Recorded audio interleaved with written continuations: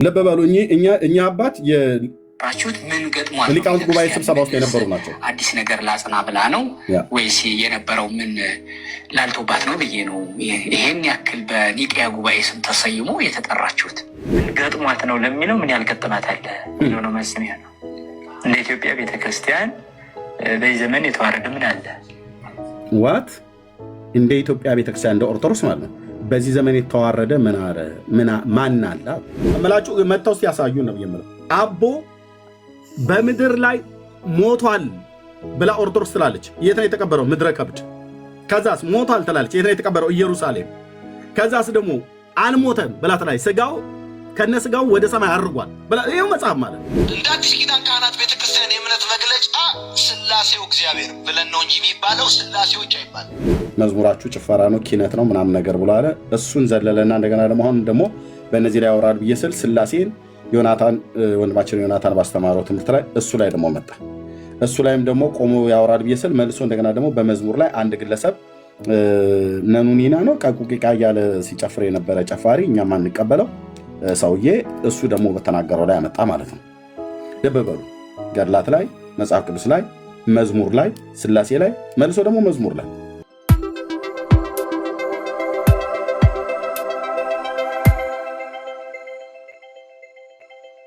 ወይ የ4 ኪሎ ቅድስት ስላሴ ካቴድራሉ ህንፃው መደርመሱን እሱን ነው የምታዩት እናንተ አይደለም።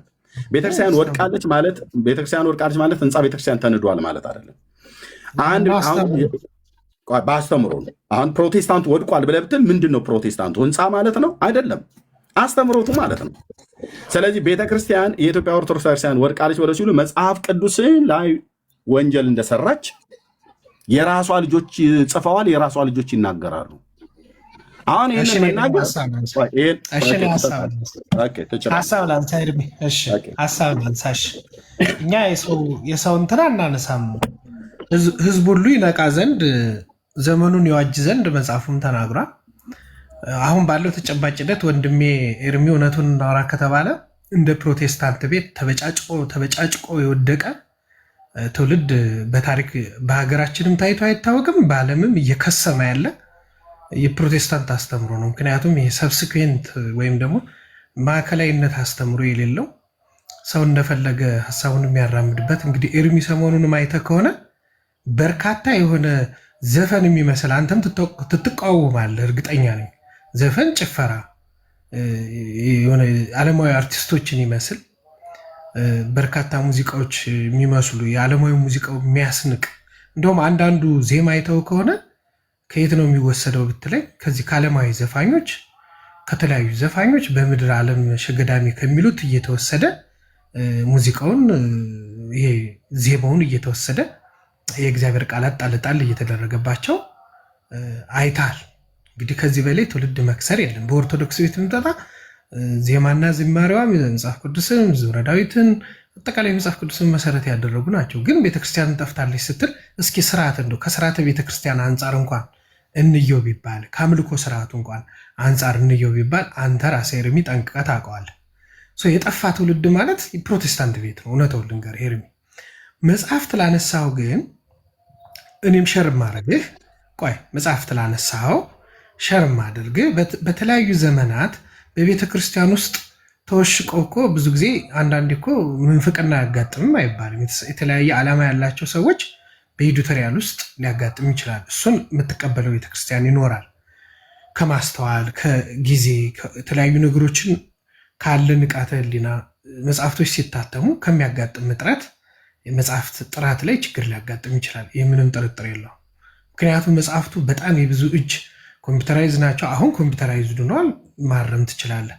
ቀደም የነበሩት ዘመናት ግን መጽሐፍቶቹን ቸክ ለማድረግ ከነበረው የኮምፒውተር ስልጣኔ ዘመንም አንጻር ስረዳ እንኳን አይደለም ኤርሚዬ፣ እንኳን አይደለም በዚህ በመጽሐፍ ቅዱስ ብዙ ነገር ዘመናዊ ባልሆነባት በቤተ እምነቱ ውስጥ በዚህ በመንግስታዊ ስርዓቱ መጽሐፍቶቹ እንኳን ብትገባ ብዙ ስህተቶች ታገኛለህ። ለምን? ብዙ የእስራኤል ያለው የሰለጠነ የእስራኤል ይዞ እንኳን መሳሳት አለ ማለት ነው። እሱ ይታረማል፣ እየተሻሻለ እየታረመ ይኬዳል ማለት ነው። መጽሐፍ ቅዱስ ላይ ላልከው ግን የኢትዮጵያ ኦርቶዶክስ ተዋሕዶ ቤተክርስቲያን ፕሮቴስታንት የሚያምነው ታውቃለህ በ66 መጽሐፍ ነው። ማነው መጽሐፍ ቅዱስ ላይ ኮንተንት በሚይዘው 66 ነው። ካቶሊክ ታውቃለህ 73 ነው። አይሁድ 25 ይመስለኛል። አይሁዶች 25 ይመስለኛል ከተሳሳትኩ አይደለም 25 አይደለም ልታርመኝ ትችላለህ። 25 ነው የማውቀው። ተው ችግር የለውም። 30 ሚሆን 25 ችግር የለውም። ኦርቶዶክስ 81 አሃዱ ነው ያላት። ተጨማሪ 8 ያዋልድ መጽሐፍቶች አሉ የምታውቃቸው አንተ። ስለዚህ እነዚህ መጽሐፍቶች ላይ ልዩነት ስላለ እናንተ 66 ስለምታሙ ኤክስትራ 81 አሃዱ መጽሐፍቶች ከእናንተ በ15 ይመስለኛል በ15 ስለምንበልጥ እሱን በራሷ የምታሳትምበት ሂደት ይኖራል ማለት ነው። ምክንያቱም በ81 መጽሐፍት ናቸው እኛ የምናምንባቸውና እነዛ መጽሐፍቶች ላይ ልዩነት ስላለ የየራሳችን አስተምሮ ሊለያይ ይችላል የሚል ኮንተንቱን ብንይዘው ይርምዬ፣ እኔ እንደዛ ነው የምረዳው። ማለት በቅንነት እግዚአብሔር በሚያውቀው ማለት በቅንነት። ነገር ግን መጽሐፍቶቹ ከአንተ ሸር ማድረገው ማለት ነው ይርምዬ፣ የሚሳሳቱ ነገሮች ሲኖሩ ግን የሚሳሳቱ ስለምንድን ነው ከኤዲቶሪያል ከታይፒረር ከተለያዩ አስተምሮችም ቢሆን ችግር ሲኖር ግን ቤተክርስቲያን የምታርመውን ከስርዓትና ከዶግማዋ ጋር በማይቃረን ከቤተክርስቲያን ከመጽሐፍ ቅዱስ ከእግዚአብሔር ቃል በማይቃረን ሁኔታ ኤዲቶሪያል ችግር አለ መታረም አለበት የሚለውን ግን እኔ በቀናነት ነው የምወስደው ካለ ማለት ነው እንጂ ፕሮቴስታንት ቤት ጉድስ አይተዋሉ ኤርሚ አይተዋሉ።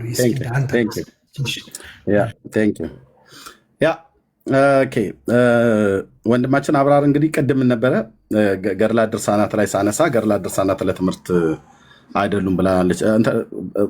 ገድላት ድርሳናት ለትምህርት አይደሉም ብላለች ቤተክርስቲያን ምናምን ነገር ብሎ አለ። ከዛ እዚህኛው ላይ ስል ወደ መጽሐፍ ቅዱስ ሄደ። መጽሐፍ ቅዱስን አመጣው። በመጽሐፍ ቅዱስም ቢሆን እነዚህ መጽሐፍቶች ብቻ አይደሉም ጥራት የሚጎላቸው።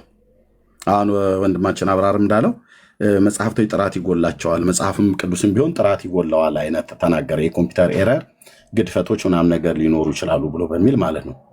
ኦኬ መጽሐፍ ቅዱስ ከህትመት አኳያ ቃላቱ ሲተረጎም ወይ ደግሞ ሲጻፍ ለቀማ ላይ አንዳንድ የፊደል ግድፈቶች ሊኖሩ ይችላሉ።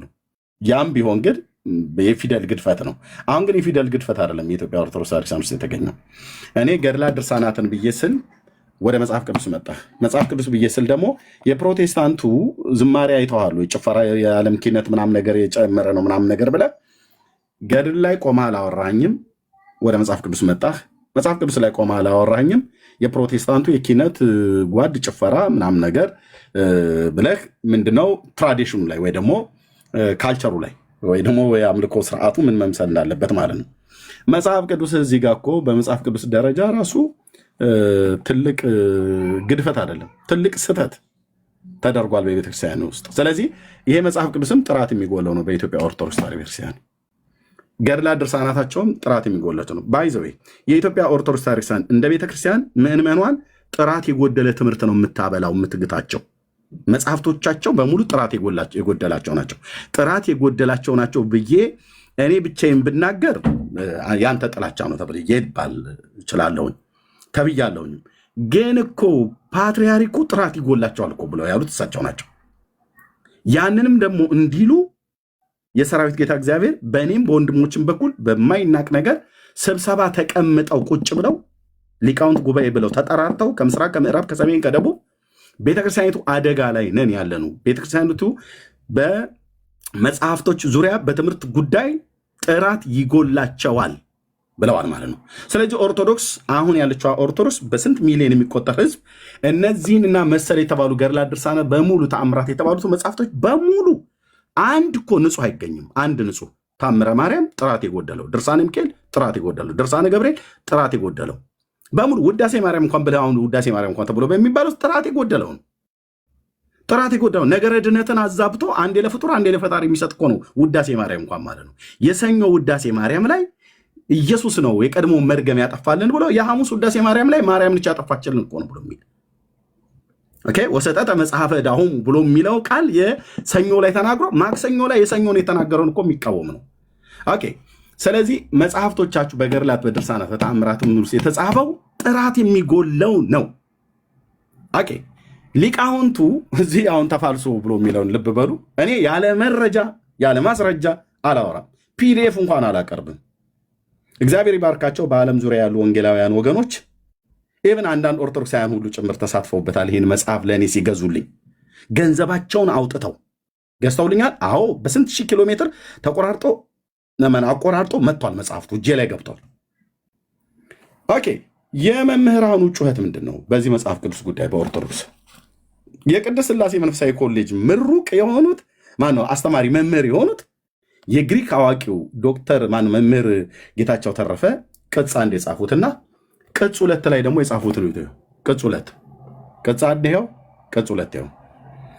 የ2000 ዓመተ ምህረት እትም የአማርኛ መጽሐፍ ቅዱስ ግድፈቱ እንዲታረም ለኢትዮጵያ ኦርቶዶክስ ተዋሕዶ ቤተክርስቲያን ሲኖዶስ ለባለ ድርሻ አካላት የቀረበ ተማጽኖ።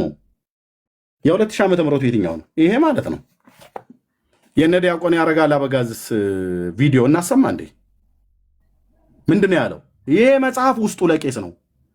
ብፁዕ አቡነ ጳውሎስ ብፁዕ አቡነ ተክለ ሃይማኖት በነበሩበት ዘመን በ1980 ዓመተ ምህረት የታተመው ይሄንን ቤተክርስቲያኒቱ ይሄንን ትታ ያኛውን የቀድሞውን ትርጉም እንድታተምልን በትህትና እንጠይቃለን አለ ዶክተር ዲያቆን ያረጋል አበጋዝ ማለት ነው። ለምን ይሄን ጸጥ አሉ? ለምን ይሄን ዝም አሉ? የኮምፒውተር ግድፈት አይደለም የተገኘበት፣ ወንጀል ነው የተሰራበት። ወንጀል ማለት ወንጀል ማለት ነው። ሊቃነ ጳጳሳት ከላይ ጀምሮ ያሉት ናቸው የሰሩት። በእርግጥ ይሄንን መጽሐፍ እንዲታተም ያደረጉት ብፁዕነታቸው ብፁዕ አቡነ ጳውሎስ ናቸው። የሉም፣ አልፈዋል። እሳቸው ቢያልፉም ከእሳቸው ጋራ እሳቸው በፕትርክና ቢኖሩ ከእሳቸው ጋር ግን የሰሩት ይህን ስራ እንዲሰራ ያደረጉት የሊቃውንት ጉባኤ ባለድርሻ አካላት በህይወት አሉ። ስለዚህ ልጆቿ፣ መምህራኖቿ፣ ሊቃውንቶች እንደዚህ እየተማጸኑ መጽሐፍ ጽፈዋል። ስለዚህ የኢትዮጵያ ኦርቶዶክስ ተዋሕዶ ቤተክርስቲያን በመጽሐፍ ቅዱስም አረም ነው የተገኘባት። አንድ መዓት አረም ሰግስገው ውስጥ አስገብተዋል። አረም ማለት ነው። እህል ሲኖር ነው ዓለም የሚታረመው። እዚህ ውስጥ ግን እህል የለበትም፣ አረም ነው እንዳለ የተገኘው። ኦኬ። ባለቤቶቿ ማነው? ሊቃውንቶቹ ግን ይሄኛው ይተርጎምልን ብለዋል። የአቡነ ተክለ ሃይማኖት እትም ማለት ነው 80 አሃዱ ማለት ነው። ነገረ ድነትን ከማዛባት አኳያ ትልቅ ስህተት ተደርጓል። ስለዚህ መጽሐፍቶቻችሁ እናንተ እነዚህን መጽሐፍቶች ለትምህርት አንጠቀምም ብላችሁ ትላላችሁ። ብዙ ጊዜ አብራር ሰጣለሁ፣ ጨርሻለሁ። ለትምህርት አንጠቀማቸውም ብላችሁ ትሉናላችሁ። ከዛ ደግሞ ለመከራከሪያነት አይበቁም ትሉናላችሁ።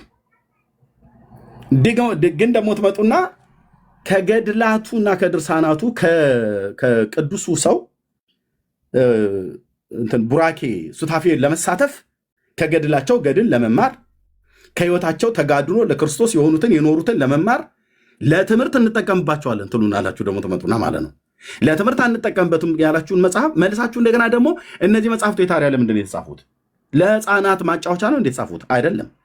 ለምን የተጻፉት እነዚህ መጽሐፍቶች ገድላት ድርሳናቱ በሙሉ ለምን የተጻፉት ተብሎ የሚባል ለትምህርት ነው። የኢትዮጵያ ኦርቶዶክስ ቤተክርስቲያን ገድላት ድርሳናት የትምህርት ክፍል ዋናዋ መሰረት ነው። እዚህ ያላችሁ ሰዎች ለትምህርት ነው የተጻፈው። ከዚህ ከጻድቁ ሰው ከህይወቱ እንድትማሩ፣ ከበረከቱ በረከት እንድትካፈሉ፣ ከቃል ኪዳኑ እንድትካፈሉ፣ የዘላለም ሕይወት እንድታገኙ ለትምህርታችሁ ነው የተጻፈው። መጽሐፍቶቹ መግቢያ ላይ ቅዱስ መጽሐፍ ነው ብሎ የሚለው ኦኬ። ስለዚህ ለትምህርት ነው፣ ለጌጥ አይደለም የተጻፈው። ልጆች ሲተኙ ለማስተኛ ተብሎ አይደለም የተጻፈው።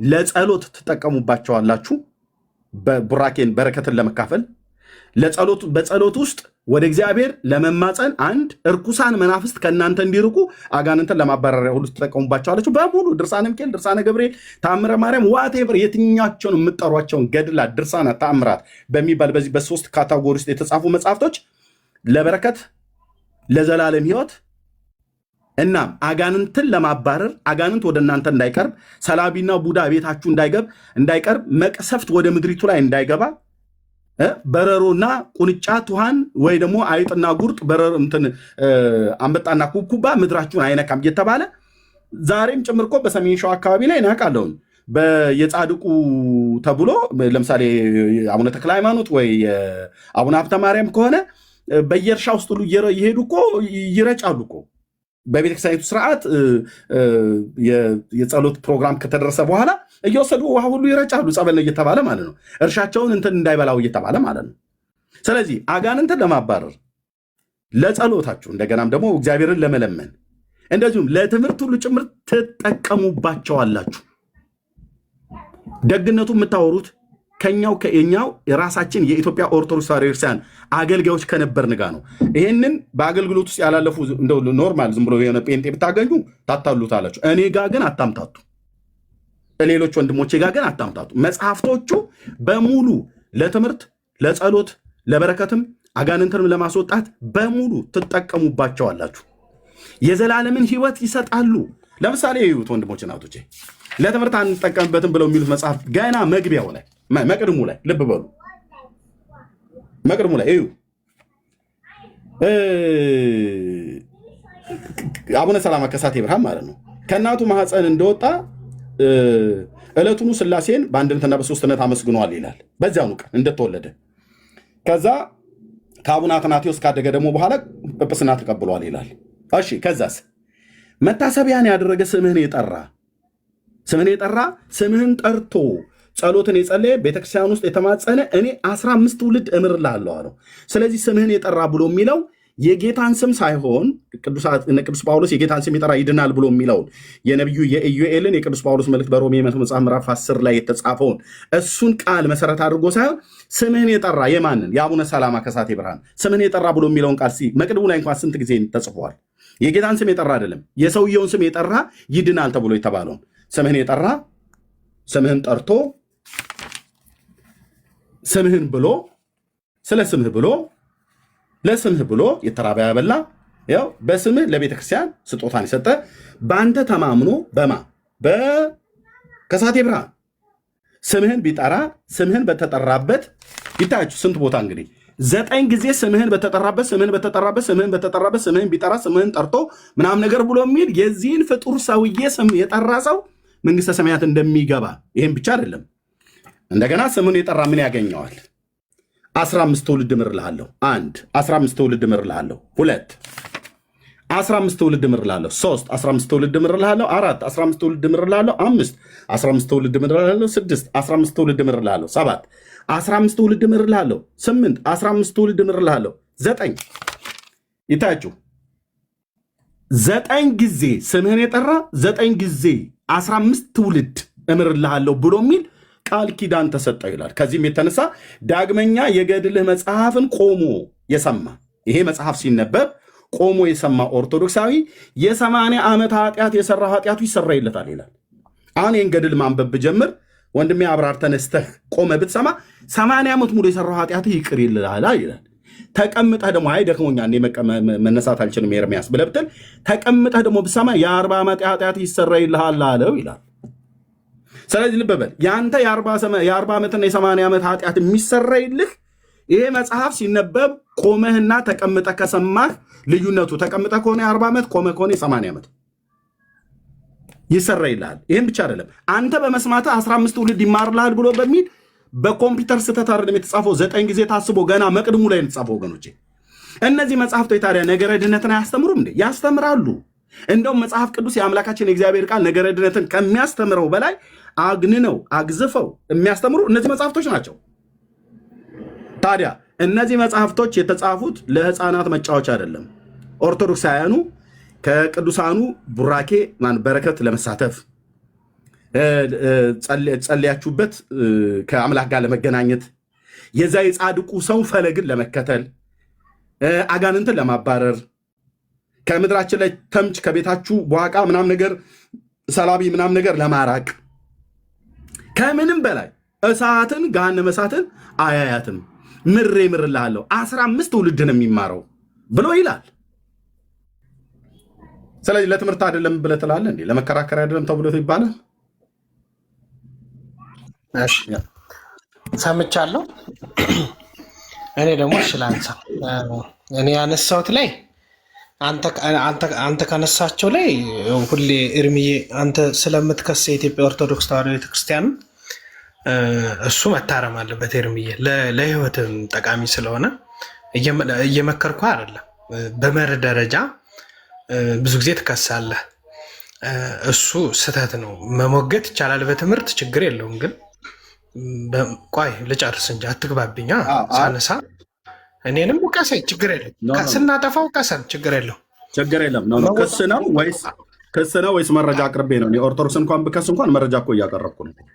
ኖ የፈለግኩት ይቅርታና አብራር በጣም ይቅርታ። እኔ ሳወራ ይገባብኝ እንጂ ቁጭ ብዬ ሳዳምጥ ወደ አንተ ያደላን ወደ አንተ እንትን ያልኩት ለምንድን ነው?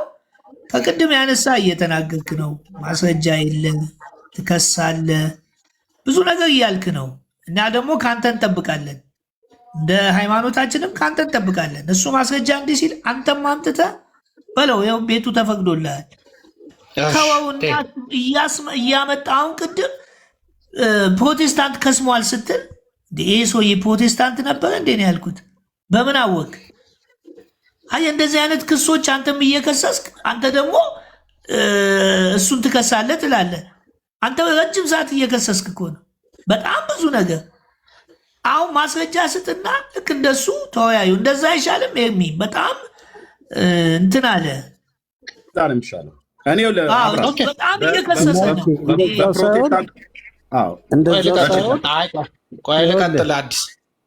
ትቀጥላለህ። ይኸውልህ እሱ በማስረጃ እያወራ ነው አይደለ? በማስረጃ እንደዚህ አውጥተህ ማውራት ከቻልክ ማውራት። ሁለተኛ ደግሞ ፐርሰናል አይሁን። አሁን እሱ እየተናገረ ያለው ፐርሰናል አንተን አይደለም። ፐርሰናል አታክ አታርገው። ኤርሚያስ እንደዚህ ነው፣ ኤርሚያስ እንደዚህ ነው ሳይሆን ኤርሚያስ በሚያራምደው ወይ ደግሞ በሚከተለው መንገድ ውስጥ ስህተት ካለ እሱም በማስረጃ አውጥተህ፣ ሁለተኛ ደግሞ አሁን የሚናገረው ነገር ትክክል ካልሆነ ትክክል አይደለህም ብለህ በማስረጃ እንጂ ኤርሚያስ እንዲህ ነህ፣ ኤርሚያስ እንደዚህ ያልክ፣ ኤርሚያስ ምናምን ይሄ ፐርሰናል አታክ አታድርገው ለማለት ያህል ነው። ቀጥለው።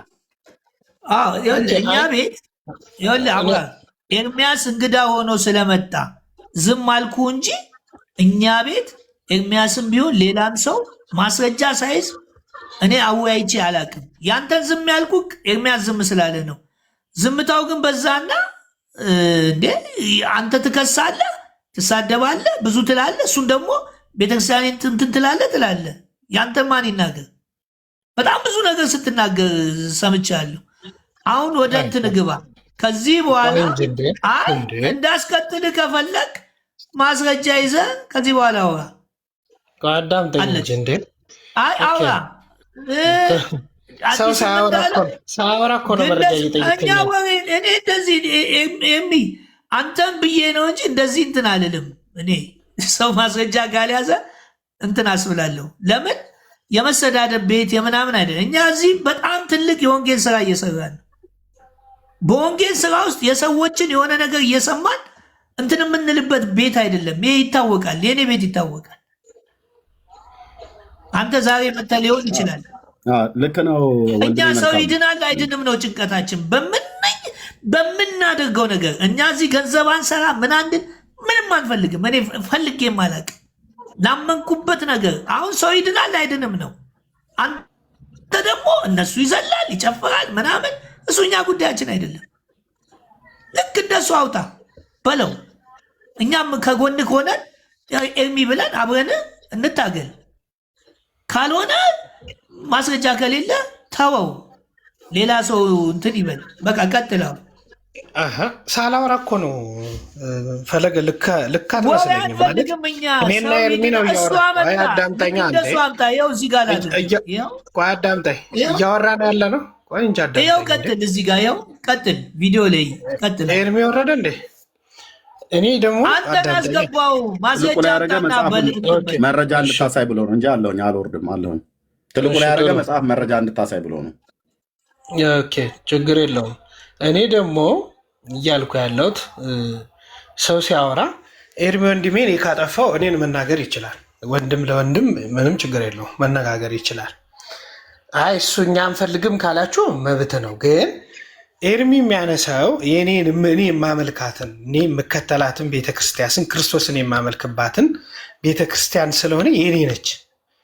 ኤርሚዬ ወንድሜ እንደዚህ ስታነሳ በመርህ ለምሳሌ ኤርሚያስ የሚያነሳቸው እንዴት ነው ጨርሰኝ እንጂ እንዴ። ግን እዚህ ያሉ ሰዎች ግን ማናችን መረጃ ይዘን እንደምናወራና ማናችን ያለ መረጃ እንደምናወራ ሪካርድም ስለሚደረግ እሱም ስለሚያውቀው ሚዲያው እኔም ስለማውቀው ሁላችንም ስለሚያውቀው ይችላል። ያለ መረጃና በመረጃ ማለት ነው፣ በጨበጣና ያለ ጨበጣ። እኔ ግን ቤተክርስቲያኒቱን መጽሐፍ ቅዱስ ላይ ተሳስታለች ብዬ ስል መረጃ ይዤ ነው። ራሷ የቤተክርስቲያኒቱ ሊቃውንት ሁሉ ጭምር ሳይቀር የጻፉትን መረጃ የመጽሐፍ ቅዱስን ተፋልሶ የሚያሳይ በነቂስ ያወጡት እንደዚሁም ደግሞ በቋንቋ ሁሉ ጭምር በድምፅ ሁሉ ጭምር የተናገሩትን የሌሎቹንም መምህራን ሁሉ በ80 አሐዱ ላይ የተናገሩትን ሁሉ ማለት ነው። ገድላት ድርሳናትም ተብሎ ቢባል ልክ እንደዚሁ ቤተክርስቲያን ኦርቶዶክስ የ3000 ዓመት ታሪክ አላት ተብሎ የሚባለው ወይ ደግሞ ክርስትና የገባው በ34 ዓመተ ምህረት ነው ብሎ የሚለውንም ቅድም የጀመርነውን እሱንም ደግሞ ቤተክርስቲያኒቱ ራሷ በመጽሐፍቶቿ ላይ እንዴት እርስ በርስ እንደሚጣላ ይኸው ቪዲዮ ከፍቼ ቅድም መጽሐፍቶቹን አሳይቻለሁ። ክፈት ተብዬ ስባል እከፍታለሁ ማለት ነው። እነዚሁ ያሳየኋቸው መጽሐፍቶች ይኸው፣ ሌላኛውን አመጣለሁ። 5 መጽሐፍቶች አሉ። ይኸው የቤተክርስቲያኒቱ መጽሐፍት፣ ይኸው የቤተክርስቲያኒቱ መጽሐፍት። ስለዚህ እኔ በመረጃ ላይ ተንተርሼ ነው የማወራው። ልብ በሉ። መጽሐፍቶች ይዤ ክፈተው ተብዬ ስባል የሚከራከር ሰው ከመጣ ክርስትና የገባው የ34 ዓመተ ምህረት ላይ ተብሎ የሚባለው እርስ በርስ የቤተክርስቲያኒቱ መጽሐፍት ይጣረሳል። እርስ በርስ ታሪካችሁ እንደ ደጋ በግ ይዋጋል። ጥርስ ከምላሱ አውጥተን ያነበብን ሰዎች ነን። ኦርቶዶክስ ትጽፋለች፣ እኛ እናነባዋለን። በቃ ይሄ ስራዬ ነው። ለምን ህዝቡን በእነዚህ መጽሐፍቶች አፍኖ ይዞ የመጽሐፍ ቅዱስን እውነት እንዳይረዳ ዘግቶ ቆልፎ የዘላለምን ህይወት ሳያገኝ ህዝቤ ወደ መቃብር እየገባ ነው። ያ ደግሞ እንዳይሆን እኔ በዘመኔ ደግሞ የለም ቤተክርስቲያኒቱ የራሷን የቻለ እውነተኛ ታሪክ አላት። ኦኬ፣ እሱን አንክድም። ግን ደግሞ በተጣመመ ታሪክ፣ በውሸት ታሪክ፣ የራሷ ያልሆነ ታሪክ ብሎ በመያዝ ነበርኩ ብሎ ማለት አይሰራም። አሁን ኒቂያ ጉባኤ ላይ የኢትዮጵያ ኦርቶዶክስ ታሪክሳን ነበረች ብሎ ይላሉ። አልነበረችም፣ የለችም። ኒቂያ ጉባኤ ላይ በውክልና በእስክንድሪያ በኩል እንጂ የኢትዮጵያ ኦርቶዶክስ ያኔ ኒቂያ ላይ አትታወቅም። አንድም እዛ የቀረበ የለም። ሪስፔክት ከአንተ ጋር ልዩነት የለኝም። አሁን ከአንተ ጋር ልዩነት የለኝም ኤርሚ። በዚህ በአካሄዳችን ላይ ምንም ከአንተ ጋር የተፈጠረ ችግር የለም። ትንሽ ፈለገ አስከፍተኛል። እንትን ካለ መረጃ ካለ አምጣ ነው የምትለኝ እንጂ እኔ ኤርሚያስንም እኮ እንትን ካላለ አስቆማለሁ። እንደውም እንደ እኔ ቤት የሚመች ነገር የለም። ለምን ብትል ማንም ሰው አዳምጠኝ። እኔ ወሬ አልወድም ማለት ሰው ያምጣ። ይኸው አንተ ኤርሚያስ እንዲህ ብላል፣ እንዲህ ይኸው እንዲህ። እኛም እኮ ከአንተ ጋር ገብተን እንትን እንድንል እንፈልጋለን። አንተ ግን ወቀሳ ምናምን ተወው፣ ንገረን፣ አስረዳው፣ ግባ። ታሪክም ከሆነ አውራ፣ ጊዜው ያንተ ነው። እስከፈለግከው እኔ እስከ ሌሊቱ እንትን በነጋታውም 6 ሰዓት አይደለም 24 ሰዓት መቀመጥ እችላለሁ። እናንተ ተወያዩ። ይኸው ቀጥል፣ ግባ። እኔ ያነሳሁት ሀሳቤን ሰማኝ። ገና እያነሳው ነው። ወንድሜ ኤርሚ እኮ እኔን መስደብ ይችላል፣ ችግር የለውም። ካጠፋው መገሰጽ ይችላል። አንተም መገሰጽ ትችላለህ። ግን ሳላወራ መግባት ነው ትንሽ ቅር ያለኝ። ከዚህ ውጭ እስካሁን ኤርሚ ባነሳው ላይ እና እያንዳንዱን ማብራሪያ በጠየቀበት ላይ ልዩነት የለኝም። ለምን እየተወያየን ስለሆነ። እሱ ሲያወራ አልገባሁበትም። ገብቼ ከሆነ ይቅርታ ማለት እፈልጋለሁ። ቅድም እኔም ሳወራ አልገባብኝም። ስጨርስ ጊዜውን ጠብቆ ገብቷል። ቴንኪው። ሰው ደግሞ እኔ ደግሞ ሳወራ እኔ ካስፈለገኝ መረጃ ካልክ ስትለኝ እሰጣለሁ።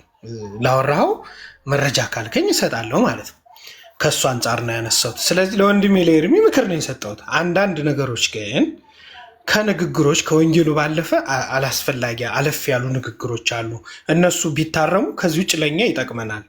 እኛ ወንጌልን እንድናቅ የቤተክርስቲያንን አስተምሮ በትክክል እንድናቅ ይጠቅመናል። እንደዛ አይነት ሰዎች ክሪቲሳይዝ ሲያደርጉ አንድ ነገር ይጠቅመናል። እኔ እንደ ክፋት አላየው። ምናልባት እግዚአብሔር እየገሰጸ ሊሆን ይችላል፣ እንድንነቃ ሊሆን ይችላል። ወንድሜ ኤርሚን እኔ በዚህ ልክ ነው የምረዳው። በቃ አለቀ። የሆነ የተሳሳቱ ነገሮችን ታይቶት ከሆነ በዛ ልክ የሚነሱ በትክክል እውቀቱ ኖሮት ከሆነ ይቻላል። ግን ከኤርሚ ጋር ልዩነት ምንድን ነው? ፈለገም እያዳመጥከኝ ከሆነ የኢትዮጵያ ኦርቶዶክስ ተዋሕዶ ቤተክርስቲያን ስትሳሳትም በአስተምሮቿ በተለያዩ ነገሮች በመጽሐፍቶቿ ከተሳሳተች አሰራር አላት ነው። አሰራሯ እንዴት ነው? የቤተክርስቲያኗ የውስጥ ስርዓቶች አሉ። ስርዓተ ቤተክርስቲያን አላት። የሚታረሙትን በዛ ነው፣ የሚተቹትን በዛ ነው። ስህተት የሚባለው በዛ በራሷ አሰራር ነው።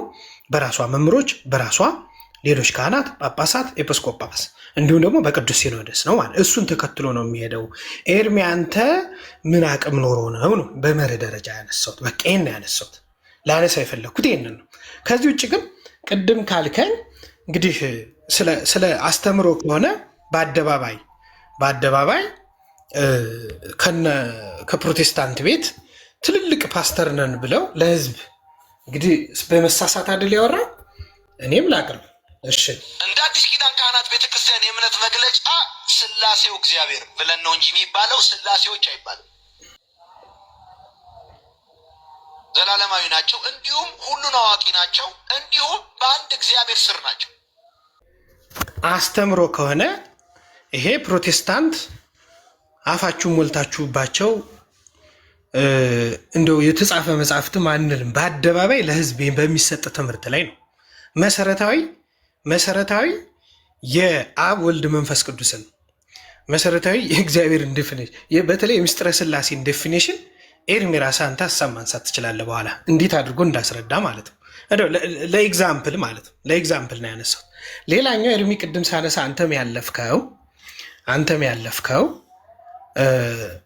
አሁን በማን ነው በፕሮቴስታንት ቤት እርግጠኛ ነኝ እግዚአብሔር በሚያውቀው ማለት ነው። እኔ እንደዚህ ሆነ ምናምን ብዬ በፔጅም አልሰራም። ለምን ሰዎች ልቦና ሰጥቷቸው ይመለሳሉ ብዬ ስለማስብ እንዴ የሚወጡት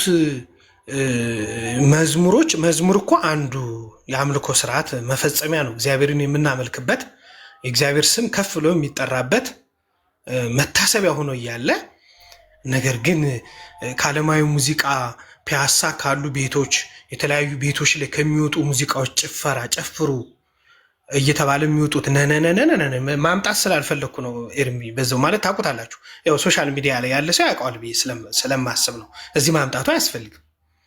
አሁን ለዚህ መረጃ አትለኝም ፈለገ። ይሄ ጭፈራ ይሄ ከፈለክ ላወጣው ይችላል፣ ጭፈራውን ላወጣው ይችላል፣ ግን አይጠቅም። ታውቁታላችሁ። ግን ስላያችሁት ስክሮል ስታደረጉ ላይቭ ለመግባት ወይም ደ ቲክቶክ ምን አለ ብለህ ስክሮል ስታደረግ ደፍኔትሊ ይመጣልሃል። ይሄ ከኢትዮጵያ ኦርቶዶክስ ተዋሕዶ ቤተክርስቲያን በዝማሬዋ በምኗ ኤርሚ መመስከር ትችላለህ። እዚህ ቤት ያላችሁትም መመስከር ትችላላችሁ። መሰረታዊ የሆነ የዝማሬዎቿ አጠቃላይ እንትኖቿ አሰራር አለው። የበገና ድርደራ የራሱ ስርዓት አለው። የክራርም የሌሎችም ስርዓት አላቸው። የከበሮም ስርዓት አለው። ሁሉም ነገር ግን ፐርፌክት ነው ማለት አይቻልም። አይብልም ብክድም ስህተቶች አይኖርም ማለት አይደለም። በትምህርቶች ውስጥ በገናም በአግባቡ ያልተማረ በደንብ ይደረድራል። ሁሉም ደርዳሪ ነው፣ ሁሉም ክራር በደንብ እንትን ይላል አለ። ግን የሚወጡት መዝሙሮችና ዜማዎቹን ጠብቀው ሪትማቸውን ጠብቀው በተረጋጋ ሁኔታ ነው የሚወጡት። ሰሞኑን የምናያቸው ፕሮቴስታንት ቤት እነዛ አስተምሮች ምዕመናንን የሚሰበስብ ነው፣ ምዕመናን ወደ እግዚአብሔር የሚያቀርብ ነው ካልከኝ አይደለም። ኤርሚዬ ወንድሜ አይደለም። አንድ እሱ ከዚህ ውጭ ቅድም ባነሳቸው በእኛ መጽሐፍቶች ስንመጣ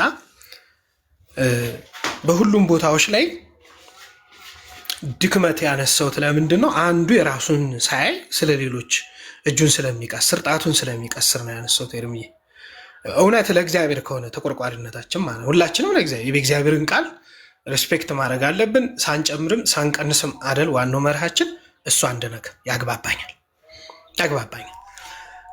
ወደኛ ስንመጣ ቅድም ካነሳቸው መጽሐፍቶች አንጻር ለመማሪያ የቅዱሳን መጽሐፍቶች የቅዱሳን ገድላት መጽሐፍቶች ለመማሪያ ለክርስቲያኑ እነሱን አይቶ እንደ እምነቱ ለቃሉ ለእግዚአብሔር ቃል ተጋድሎ እንዲፈጽሙ እንደ መማሪያ ናቸው፣ መከራከሪያ አይደሉም። ቤተክርስቲያናችን መከራከሪያ ናቸው ብለው አይታሰብም። ለምሳሌ እነዚያ መጽሐፍቶች የምንጠቀምባቸው ለአመኑ ነው፣ በኦርቶዶክሳውያን ለሆኑ ነው የሚጠቅሙት። በኦርቶዶክስ ሳያምን እነዛን ገድላት ማለት እግዚአብሔር ቃል ተጋድሎ የፈጸሙና እግዚአብሔር በሰጣቸው ጸጋ የተጋደሉ ነው። ጸጋውን እነርሱ ላይ ያደረው ጸጋ በእኛ የሚሆን ነው፣ ሌላ የተለየ ነገር የለው እሱ ነው። እና መጽሐፍቶቹን ስታነሳቸው ግን ኤርሚዬ እኔ እውቀቱ የለኝም በብዛት እያንዳንዱን መጽሐፍ አንተ ጋር ያሉት መጽሐፍቶች ሁሉንም አንብባቸዋል ብትለኝ በጣም ጥቂቶችን ነው የማውቀው። እዚህ ስማች ግን በ5ቱ አዕማደ ምስጢራት በ7ቱ ምስጢራተ ቤተክርስቲያናት ላይ መጽሐፍ ቅዱስን መሰረት ተደርጎ ባሉ ዋና ዶግማ ጉዳዮች ግን አንደረደር፣ እናውቃቸዋለን፣ አስተምሮቻችን እናውቃቸዋለን ማለት ነው። በዚህ ጉዳይ ላይ የትኛውን ፕሮቴስታንት መጽሐፍ ቅዱስን መሰረት አድርጎ በነገረ ድነት በምስጢረ ስላሴ አሁን ቅድም እንትና የፎረሸበት ይሄ ማን ነው? ዮናታን ነው ማን የሚባለው? ፓስተር ዮናታን ወይም መምህር ነው ምንድን ነው ብቻ በእናንተ ምን ተብሎ እንደሚጠራ ስለማላውቅ ብዙም ዚህ ስማች እና እሱ የፈረሸበትን አስተምሮ ላይ እንወያይ ቢባል የለም ብዙ ችግሮች ስላሉ። ሌላ ቅድም ጠቅሰልኛል ፈለገ የጠየቀ ጥያቄ ስላለ በርካታ የአውሮፓ ሀገራት እንደነ ይሄ ለምሳሌ የባልካን ሀገራት አካባቢ ያሉ እንደነ ኢስቶኒያ ምናምን አካባቢ ብትሄድ አብዛኛው ማህበረሰብ ቤተክርስቲያኖች የተዘጉ ናቸው። በቤልጅየም ብትሄድ ወደ ኖርዌይ ምናምን አካባቢ ብትሄድ አብዛኞቹ ቤተክርስቲያኖች የፕሮቴስታንት ቀደም እንደዚህ ሙሉ ወንጌል እናንተ በምትሏቸው እየተዘጉ ናቸው። ይሄንም በመረጃ አውጥቼ ላሳይ ይችላል። አያስፈልግም። እኔ እንደዛ መጥቀስ አልፈልግም። ለምንድን ነው ቤተክርስቲያን ሲዘጋ ምዕመናን እንትን ሲል በእግዚአብሔር የሚያምኑ እንደ ወደ ኤቲስት ሲቀየሩ ቀንቻ አይደለም፣ ያመኛል። እንደ አንድ ዜጋ፣ እንደ አንድ ሰው፣ እንደ አንድ ለእግዚአብሔር ማመን ባለብኝ ሁሉም ሰው ይድን ዘንድ ካለን ተቆርቋሪነት ትክክል ነው ብዬ ስለማላምን ላለማብዛት በመጽሐፍ ቅዱስ ላይ ግን ፕሮቴስታንትስ አዲስ መደበኛ ትርጉም ብለው ያተሙት መጽሐፍት ኤርምያ አታውቀውም? እሱን ለምን አታወጣም? እኔ ግን ስለማይጠቅመኝ ማንበብም አልፈልግም። ተመራማሪም አይደለው፣ የእምነትም ተመራማሪ አይደለም፣ ኤዲቶሪያልም አይደለው። ለምን? ፕሮቴስታንት ቤት እኔ ሚና ስለሌለ የፕሮቴስታንት ጉዳይ ለፕሮቴስታንት ይሰጣል። እንዲህ ቁጭ ብለን ስንነጋገር እንደ ወንድም ግን እኔ ከኤርሚ የምማሯቸው ነገሮች አሉ። እንዲህ ሁሉን ነገር ዝም ብሎ ኤርሚያስን መጥላት፣ እዚህ ኦርቶዶክሳውያንም ካሉ ዝም ብሎ ኤርሚያስን መጥላት፣ የሆነ አካልም ሀሳብ ሲያነሳ መጥላት፣ የሆነ ነገር ሲያነሳ መጥላትን አክሴፕት አላደርግም። ትክክል ስላልሆነ ማለት ነው። እኔ ከወንድም ትማራለህ፣ ከፈለገ ልማር እችላለሁ። ከፈለገ የምማረጉ ምንድን ነው የሚያነሳው? ለምን እፈራለሁ? እኔ ለምሳሌ ችግር ከሌለብኝ የሆነ ነገር ከሌለብኝ መፍራት የለብኝ። ፕሮቴስታንትም እነዚያው መፍራት የለባቸው። ስለዚህ ኤርሚ የሚያነሳቸው እኔ እንደኔ በክፋት የሚሆን በበጎ ኤርሚ የሚያነሳቸው ካበዛው ሶሪሽ ማብዛት ብቻ ሳይሆን እኔ እንደው ወይ ካልሆነ በሚቀጥለው ላይ ወደ ደቂቃ ታደርግልናለህ። እኔ ብቻ ሳይሆን እኔ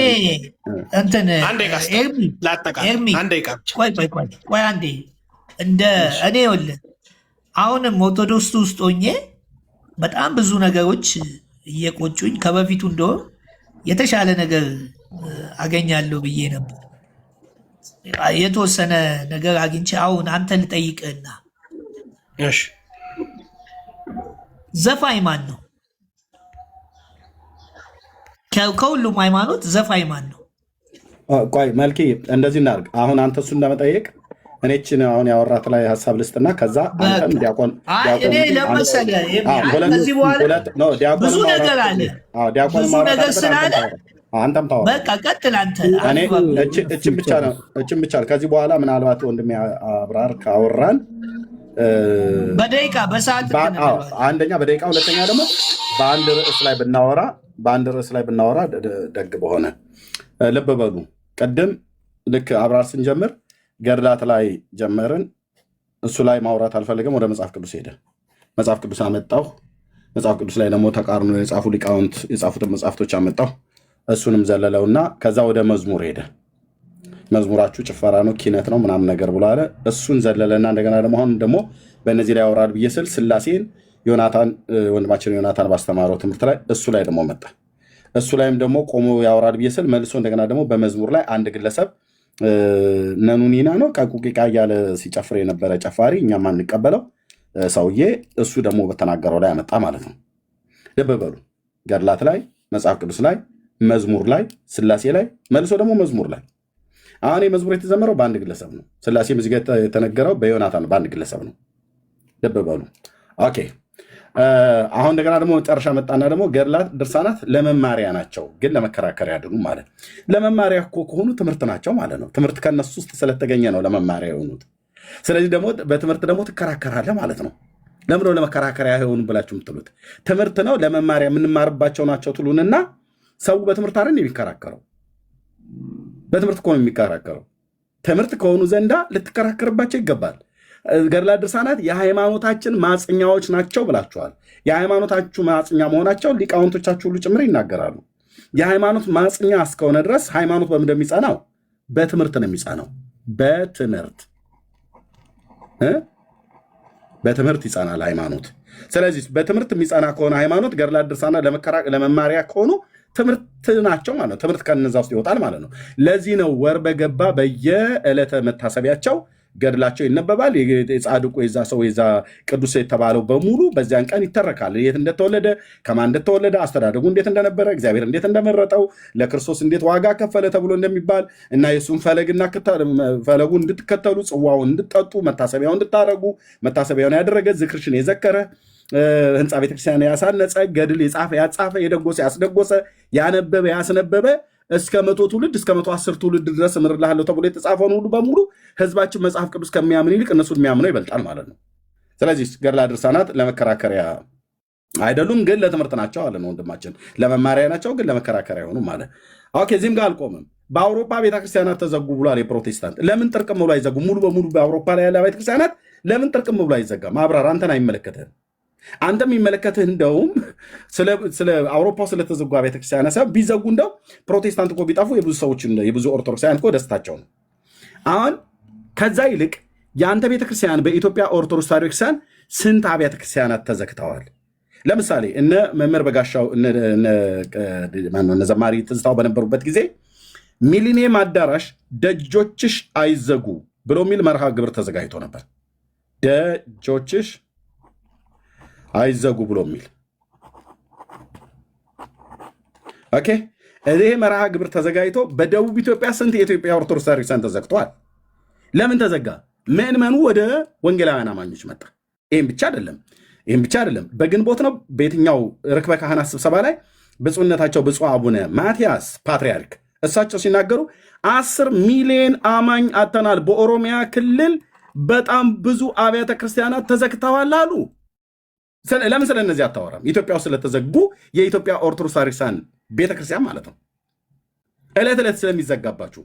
ኦኬ፣ ለምን እነ ብፁዕ አቡነ ማርቆስ እየተናገሩ ያለ ምዕመናችንን እያጣን ነው ብሎ ያሉት እነ ተክለ ሃይማኖት አዳነ በሚናገሩት ላይ በጠየቀው ጥያቄ ላይ ተክለ ሃይማኖት አዳነ እስቲ በዚህ ላይ ለምን አትመልሱም? የእናንተ እኮ ቤተክርስቲያን የውጭውን የአውሮፓውን ቶ የአውሮፓ ቢዘጋ የፕሮቴስታንት ቤተክርስቲያን የተዘጋው ልብ በሉ።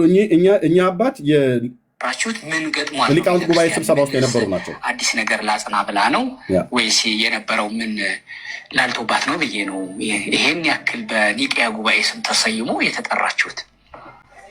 ጥሩ ነው። ዝክረ ኒቅያ ያው ይታወቃል። የጉባኤ ቤት መምህር ናቸው። ሊቃውንት ተብለው የሚጠሩ ናቸው። ልብ በሉ። ኦኬ፣ እንደዚህ ኮት ለብሰው ምናምን ነገር ያለ ጥምጣም ያለ ቆብ እዛ ጋር ሲሄዱ ዝም ብሎ አቶ መስለው እንዳይታዩአችሁ። እዛ ዝክረ ኒቅያ ስብሰባ ላይ የነበሩ የቤተክርስቲያኒቱ ሊቅ ተብለው ከሚጠሩት መካከል አንዱ ናቸው። ምን ገጥሟት ነው ለሚለው ምን ያልገጥማት አለ የሚለው ነው መስሚያ ነው። እንደ ኢትዮጵያ ቤተክርስቲያን በዚህ ዘመን የተዋረደ ምን አለ? ዋት እንደ ኢትዮጵያ ቤተክርስቲያን እንደ ኦርቶዶክስ ማለት ነው በዚህ ዘመን የተዋረደ ማን አለ አሉ ሊቃውንቶች ናቸው ብለው የሚሉት። ማን አዋረዳት? ልጆቿ ወይስ መጽሐፍቷ?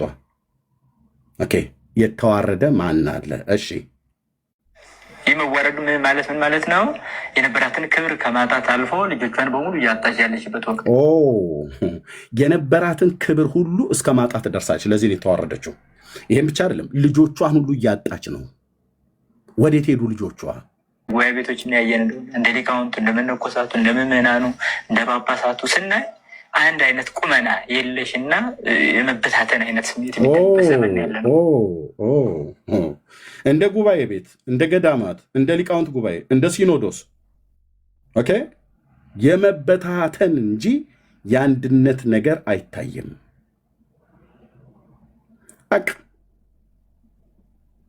አንተ ተንጠራርተህ ሄደህ ኖርዌይ፣ ስዊድን፣ አፍጋኒስታን፣ ኡዝቤኪስታን ብለህ ብትል እዛ ፈረሰ በላይ ያልከው የፕሮቴስታንት ቤተክርስቲያን ነው። ለአንተ ለአብራር እኮ ምንህም አይደለም። እኔ ግን ኦርቶዶክስ ቤተክርስቲያን ፈረሰች ተብሎ ሲባል እንደዚህ እኔን ይመለከተኛል። ለምን? አንደኛ በዛች ቤተክርስቲያን ውስጥ ነው ያደግኩትኝ። በዛች ቤተክርስቲያን ውስጥ ነው ያደግኩትኝ። ህዝቤ ነው፣ ይገደኛል። ኢትዮጵያዊ ነኝ። አየህ፣ ቤተክርስቲያኒቱ መፍረሷን የላችሁም። የመበታተን ችግራችሁ በነገረ ክርስቶስ ላይ ሁሉ ጭምር ማለት ነው። ትምህርተ ስጋዌ ላይ ሁሉ እንኳን ጭምር የመበታተን ችግር አለባችሁ። አይናችን ነሽ ማርያም አንቺን አይንኩብን ብላችሁ በዘመራችሁት በማርያም ጉዳይ በነገረ ማርያም እንኳን ጉዳይ 21 ሊቃውንት ተጠርቶ 21 አይነት ነገር የተናገራችሁበት የመበታተን ችግር ነው የገጠመው። እነ ዲያቆን ሕዝቅያስ ናቸው የተናገሩት። ነገረ ማርያም ማለት ነው። ነገረ ማርያም ላይ አይደለም ነገረ ክርስቶስ ላይ ነገረ ማርያም ላይ እንኳን አልተግባባችሁ እና ቤተ ክርስቲያኒቱ እየፈረሰች ነው ብለን ስንል ህንፃው አይደለም የራሷ ልጆች የራሷ መምህራን ከፈለክ የብፁዕነታቸውን አሰማለሁ የብፁዕ አቡነ ማርቆስን የሌሎችንም እነ ብፁዕ አቡነ ኤርሚያስ በሙሉ ማለት ነው። አሁን አንተ ከዚህ ውስጥ ወንድሜ መልካሙና እነ ዲያቆን የምታወራው ካለ እኔ ብቻ እናንተ ብቻ እንዳናረገው እነሱ የሚያወሩና ካነሳህ አንዱ ላይ ነው አድምተን መነጋገር ያለብን ማለት ነው። ገድላትን አነሳሁልህ ወደ መጽሐፍ ቅዱስ መጣ። መጽሐፍ ቅዱስንም ዘለልከው አንድ ኮንቴክስት ላይ አንዱ ላይ ረግጠህ አውራ ቆማችሁ እሱ ላይ በማስረጃ ማለት እሱን ገሎ ወደ ሌላ መሄድ ራይት። ግን ይሄን ሁሉ ማለት ነው አሁን አንተ እዚህ ገድላትን አነሳሁልህ መጽሐፍ ቅዱስን አልክ። መጽሐፍ ቅዱስን አንስቼ መረጃ ሳመጣ መጽሐፍቶቹን መጽሐፍ ቅዱሳችሁ 80 ያህዱ ምን ያህል የተበረዘ መሆኑ ሳሳይ መዝሙር ላይ ሄድክ። መዝሙር ላይ ደግሞ ታወራኛለህ ብዬ ስል ስላሴ ላይ ዮናታን የተናገረው ስህተት ነው ብለሃል። ኦኬ አንድ ግለሰብ የተናገረው ማለት ነው። ከዛ ደግሞ መዝሙሩ ደግሞ በአንድ ግለሰብ ነኑኒናኒኑ ምናምን ነገር ብሎ የሚል የጠገበ የፋነነ ጴንጤኔን ብሎ የሚል አንድ ጎረምሳ መድረክ ላይ ሲዘል አገኘ። እኛ አንቀበልም፣ እንደዛ አይነት አንቀበልም ብራዘር። የሙሉ ወንጌል ቤተክርስቲያን እንኳን ብትወስድ በዚህ 65 እና 70 ምናምን ነገር ዓመት ውስጥ ስንት ትልልቅ ዘማሪያን አሉ። በመዝሙራችን እናንተው ጭምር እየተደመማችሁ ተደብቃችሁ ሙሉ ጭምር መስሙ ነው። ጴንጤ በመዝሙር አይታማም። ባይዘ በዚህ አጋጣሚ ኦኬ እሱም ላይ አላወራም። ገድላት ድርሳናት መማሪያ ናቸው አልክ። ታዲያ ለመማሪያ ከሆኑ ለምን አንከራከርባቸውም? ትምህርት ናቸው። ነገረ ድነትን እያስተማሩ ከመጽሐፍ ቅዱስ የተጣላ ነገር እያስተማሩ ለምን አትነጋገሩበት? እሱን ማለት አውሮፓ ቤተክርስቲያን ተዘግቷል። እኔ ደግሞ የኢትዮጵያ ኦርቶዶክስ ቤተክርስቲያን 10 ሚሊዮን ምዕመናን አጣን ብለው ያሉት ብፁዕነታቸውን በቅርብ ነው። ኦሮሚያ ክልል ላይ ስንት አብያተ ክርስቲያናት የተዘጋው መረጃውን ላመጣልህ እችላለሁ። የመረጃ ችግር የለብኝም። እዛው ቤተ ክህነት እዛው ጠቅላይ ቤተ ክህነት እዛው ብፁዓን ሊቃነ ጳጳስ ደውዬ መረጃውን አመጣልሃለሁ። ኦኬ እና አሁን አንዱ ላይ ቆመን እናወራ ነው ብዬ የምለው እኔ ጨርሻለሁ። ወንድሜ መልካሙ የሚጠይቅ ነገር አለ፣ እሱን ጠይቅ፣ ከእሱ ጋር አውሩና እኔ ብቻ እና አንተ ብቻ እንዳናወራ ማለት ነው። ከዛ ዲያቆን አዲስ የሚያወራ ካለ ማውራት ትችላላችሁ። መልኬ ትልቁ ላይሆን ቴንኪው አለውኝ እኔ ትልቁ ላይሆን ለአንተ ለታብታብ እንዲመች ከእናንተ አውሩ። የኔ ጥያቄ ከዚህ በፊትም ብያለሁ ወንድሜ አብራራው ነው የገድላት መጽሐፍት ለክርክር ለምን አይሆኑም ብለሃል። የዘላለም ሕይወት እንደሚያሰጡ መጽሐፍቶቹ ላይ እኮ ይናገራሉ። እሱን እንዴት ታየዋለህ? አንተን ምን ብዬ ልወያይህ ፈለገ? እኔ አዳምጠኝ፣ እኔ ልንገርህ። የመጀመሪያይቱ እውነተኛይቱ የመጀመሪያ የነበረችው የቤተ ክርስቲያን ከዛ ቀጥላ ያለችው እንደ ኤርሚያስ ኦርቶዶክስ ተዋሕዶ ሃይማኖት የምስራችን ወንጌል ሰምቼ የመጣው የኦርቶዶክስ ተዋሕዶ ሃይማኖት ተከታይ ነኝ።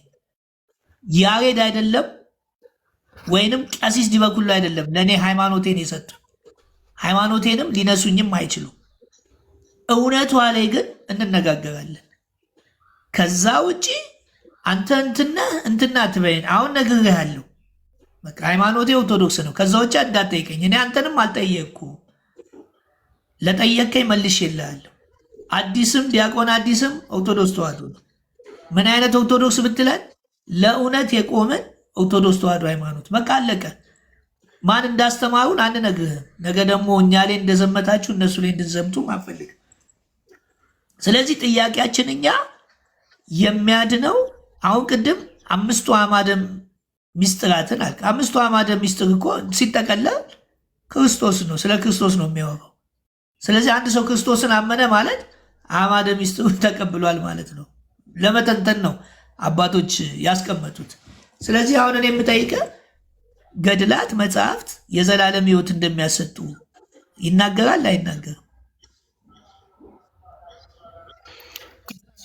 የቅዱሳን ጻድቃንና ቅዱሳን መላእክት ላይ ከሆነ ርዕሳችን የጠየቁን መልስልኝ። ገድላት መጽሐፍት ለክርክር ለምን የማይሆኑ ከሆነ የዘላለም ሕይወት ያሰጣሉ አያሰጡም? ከዛ በፊት ግን መረጃ ባሳይ ደስ ይለኝ ነበረ። የዘላለም ሕይወት ያሰጣሉ አይሰጡም? መልስ ስጠኝ ወንድሜ። ከዛ ወደ እኔም ሳወራ አትግባብኝ እንጂ እንዴ እኮ ጥያቄ ነው፣ አጭር ጥያቄ ነው። ረጅም አይደለም እንዴ። ለክርክር አይሆኑም። ለምን ለትምህርት ምናምን ካልከኝ ትምህርቱን ስናየው የዘላለም ሕይወት ያሰጣሉ። ስለዚህ የገድላት መጽሐፍት የዘላለም ሕይወት ካሰጡ ከመጽሐፍ ቅዱስ ምንድን ነው የተናነሱት? አንድ አይነት ነው። የዘላለም ሕይወት ካሰጡ አይ ለክርክር ለምን የምትለው ነገር አይደለም። ያሰጣሉ ካላሰጡ አያሰጡም በለኝ። አያሰጡም ካልክ ማስረጃ አመጣለሁ። ያሰጣሉ ካልክ ለምንድን ነው ታዲያ ለክርክር ተብሎ የተተወው?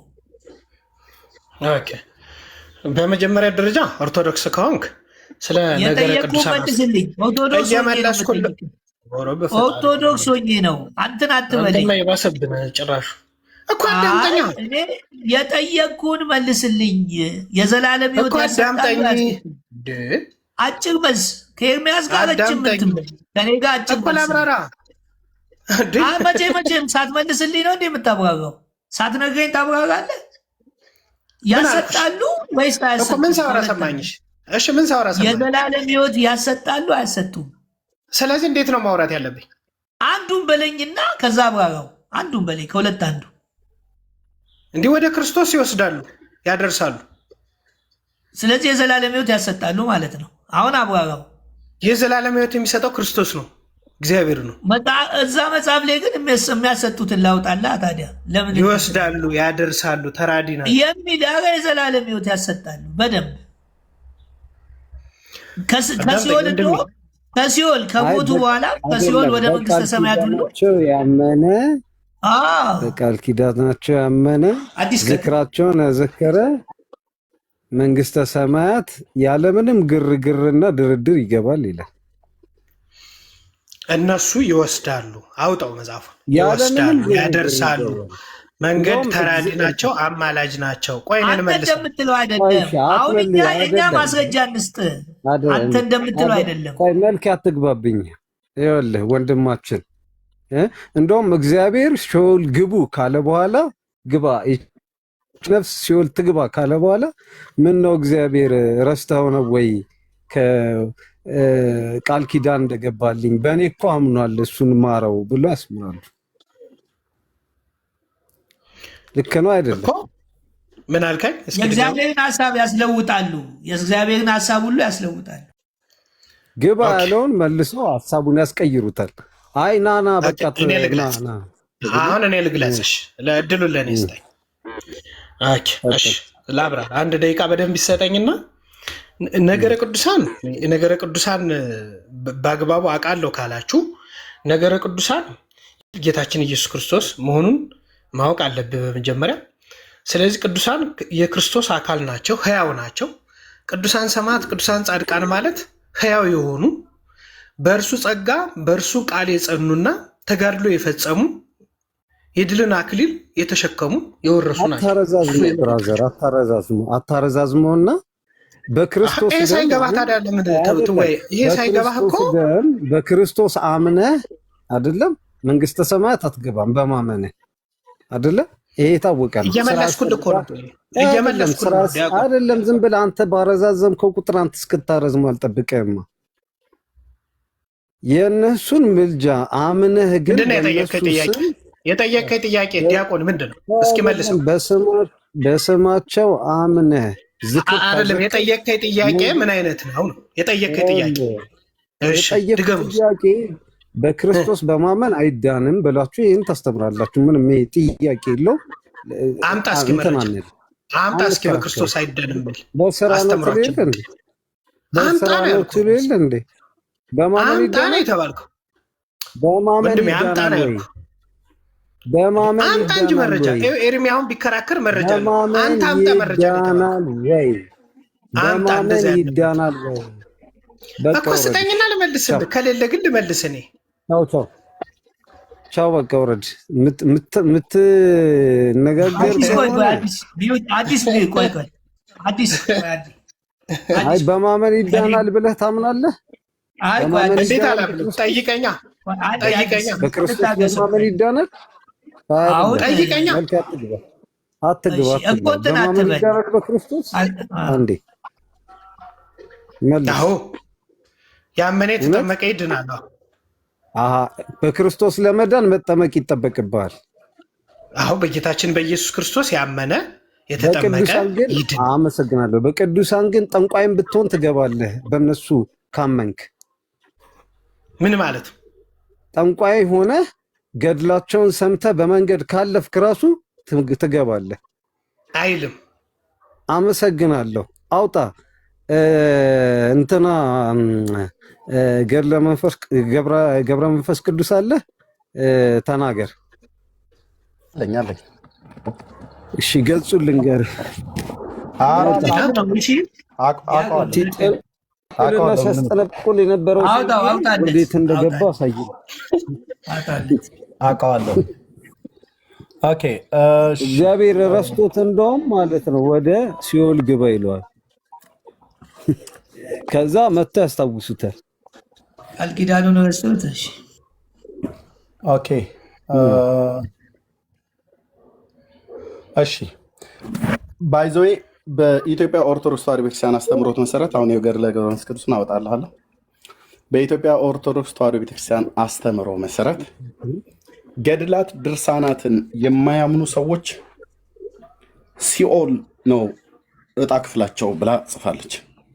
የትኛውንም ገድል ድርሳን እማታምን ከሆነ ከነ አሪዮስ እና ከነ ንስጥሮስ ጋራ እጣ ክፍል ይሆናል ብላ ጽፋለች። እሱንም በመረጃ መጽሐፉን እየፈለግኩት ነው። ብዙ መጽሐፍቶች ስላሉ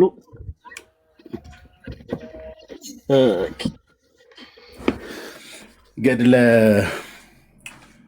ክርስቶስ ሰምራ ላይ ነው ያለው። ፈልገዋለሁ። መጽሐፉን እየፈለግኩት ነው። እሺ ያው ገድለ ገብረ መንፈስ ቅዱስ ዲያቆን ያለው ማለት ነው።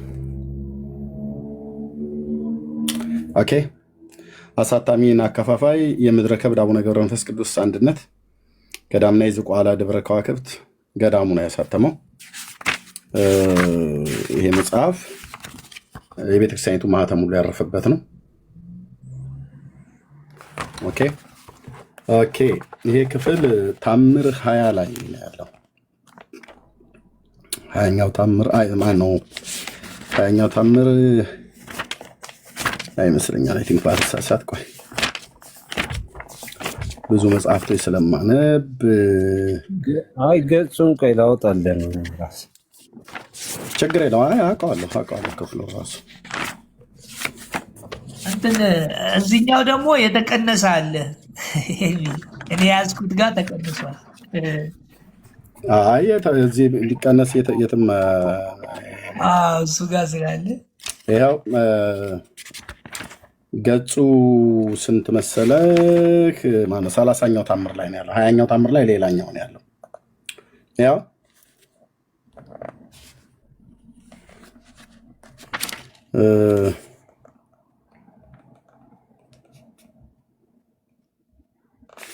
ይሄኛው ነው የጊዮን ሰዎች ነው። 30ኛው ላይ ያ ጠንቋዩ መነኩሴ ነው አይደለ ዲያቆን? ጠንቋዩ መነኩሴ ታምር ሁለት ላይ ማለት ነው። ታምር 2 ገጽ 215 ላይ ማለት ነው። ያው እንዲህ ይነበባል። ገጽ 215 አባታችን ብዬ ስለማላነብ እኔ የገብረ መንፈስ ቅዱስ ያደረገው ታምር ጸሎቱ በረከቱ በኦርቶዶክሳውያን ላይ እና ሐሰትና ዝሙትን የሚያበዛ የሚያስጠነቁል ብዙ ስራ የሚያደርግ አንድ ኃጢአተኛ መነኩሴ ነበር። ከዕለታትም በአንድ ቀን ንዑድ ክቡር የሚሆን የአባታችን የገብረ መንፈስ ቅዱስን የገድሉ መጽሐፍ ወዳለበት መጋቢት 5 ቀን ሄደ። ከዚያም ለሰው ልጆች ምሕረትን ቃል ኪዳን እንደተሰጠው የሚናገር የቃል ኪዳኑን መጽሐፍ ሲነበብ ሰምቶ ያ ኃጢአተኛ መነኩሴ በልቡ እኔ መታሰቢያውን ዝክሩንም አደርጋለሁ በጸሎቱም እማጸናለሁ ብሎ አሰበ። የአባታቸው የገድሉ መጽሐፍን ስሞ ከዚያ ወጥቶ ወደ ሀገሩ ሄደ። መጋቢት 5 ቀን ሄዶ ወደ ቤተክርስቲያኑ ማለት ነው። እና ከዚህ በኋላ አደርገዋለሁ ብሎ ሄደ። ሲሄድ በመንገድ ሽፍቶች አግኝተውት መላልሰው ደበደቡት፣ ልብሱንም ገፈፉት፣ በደምም ተነክሮ ወደ ቤቱ ገባ። በዚያችም ሌሊት በእግዚአብሔር ፍቃድ ሞተ። የጨለማ መላእክትን መጥተው ያችን ነፍስ ወሰዷት፣ በእግዚአብሔር ዙፋን ዙሪያም አደረሷት። እግዚአብሔርም ይህችን ነፍስ ወደ ሲኦል ውሰዷት አለ። ከስራዋ ክፋት የተነሳ በዚህ ልትቀመጥ አይገባትም፣ ጽኑ ስቃይ ወዳለበት ወደ ሲኦል ጣሏት አላቸው። ያን ጊዜ የጨለማ መላእክት ያችን ነፍስ ይዘዋት ሄዱ። አባታቸውም ገብረ መንፈስ ቅዱስ ይህን ነገር በልቡ አውቆ ከብርሃን ቤቱ ተነስቶ በእግዚአብሔር ዙፋን ፊት ሰገደ። ጌታ ሆይ ቃልህ ለምን ይታበላል አለ። ማን ነው ባዩ? አቦ። የማ ቃል ነው የታበለው? የእግዚአብሔር ቃል ማለት ነው። ምን እያለው ነው አቦ? እግዚአብሔርን ለምን ትዋሻለህ? ለምን እንደምትቀጥፈው? ለዚህ ነው ማለት ለምን ቃል ይታበላል ማለት ለምን ትዋሻለህ? እግዚአብሔር ለምን እንደምትዋሻው ግን ለምን ቃልህን ታጥፋለህ? ለምን ቃል ይታበላል? ልብ በሉ። ለምን ቃል ይታበላል? ለምን ትዋሻለህ አለው። ሰማይና ምድር በቃል ኪዳን ጸንተው ይኖራሉ። አቤቱ ጌታ ሆይ የሰጠኸኝን ቃል ኪዳን አትርሳ አለው።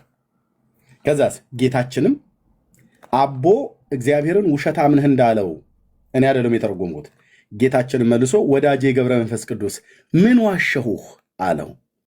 ዋሽተሃል ብሎ ስላለው ነው። ምን ዋሸሁህ? አቦ እግዚአብሔርን ዋሽተሃል ይለዋል። እግዚአብሔር ደግሞ አቦን ምን ዋሸሁህ?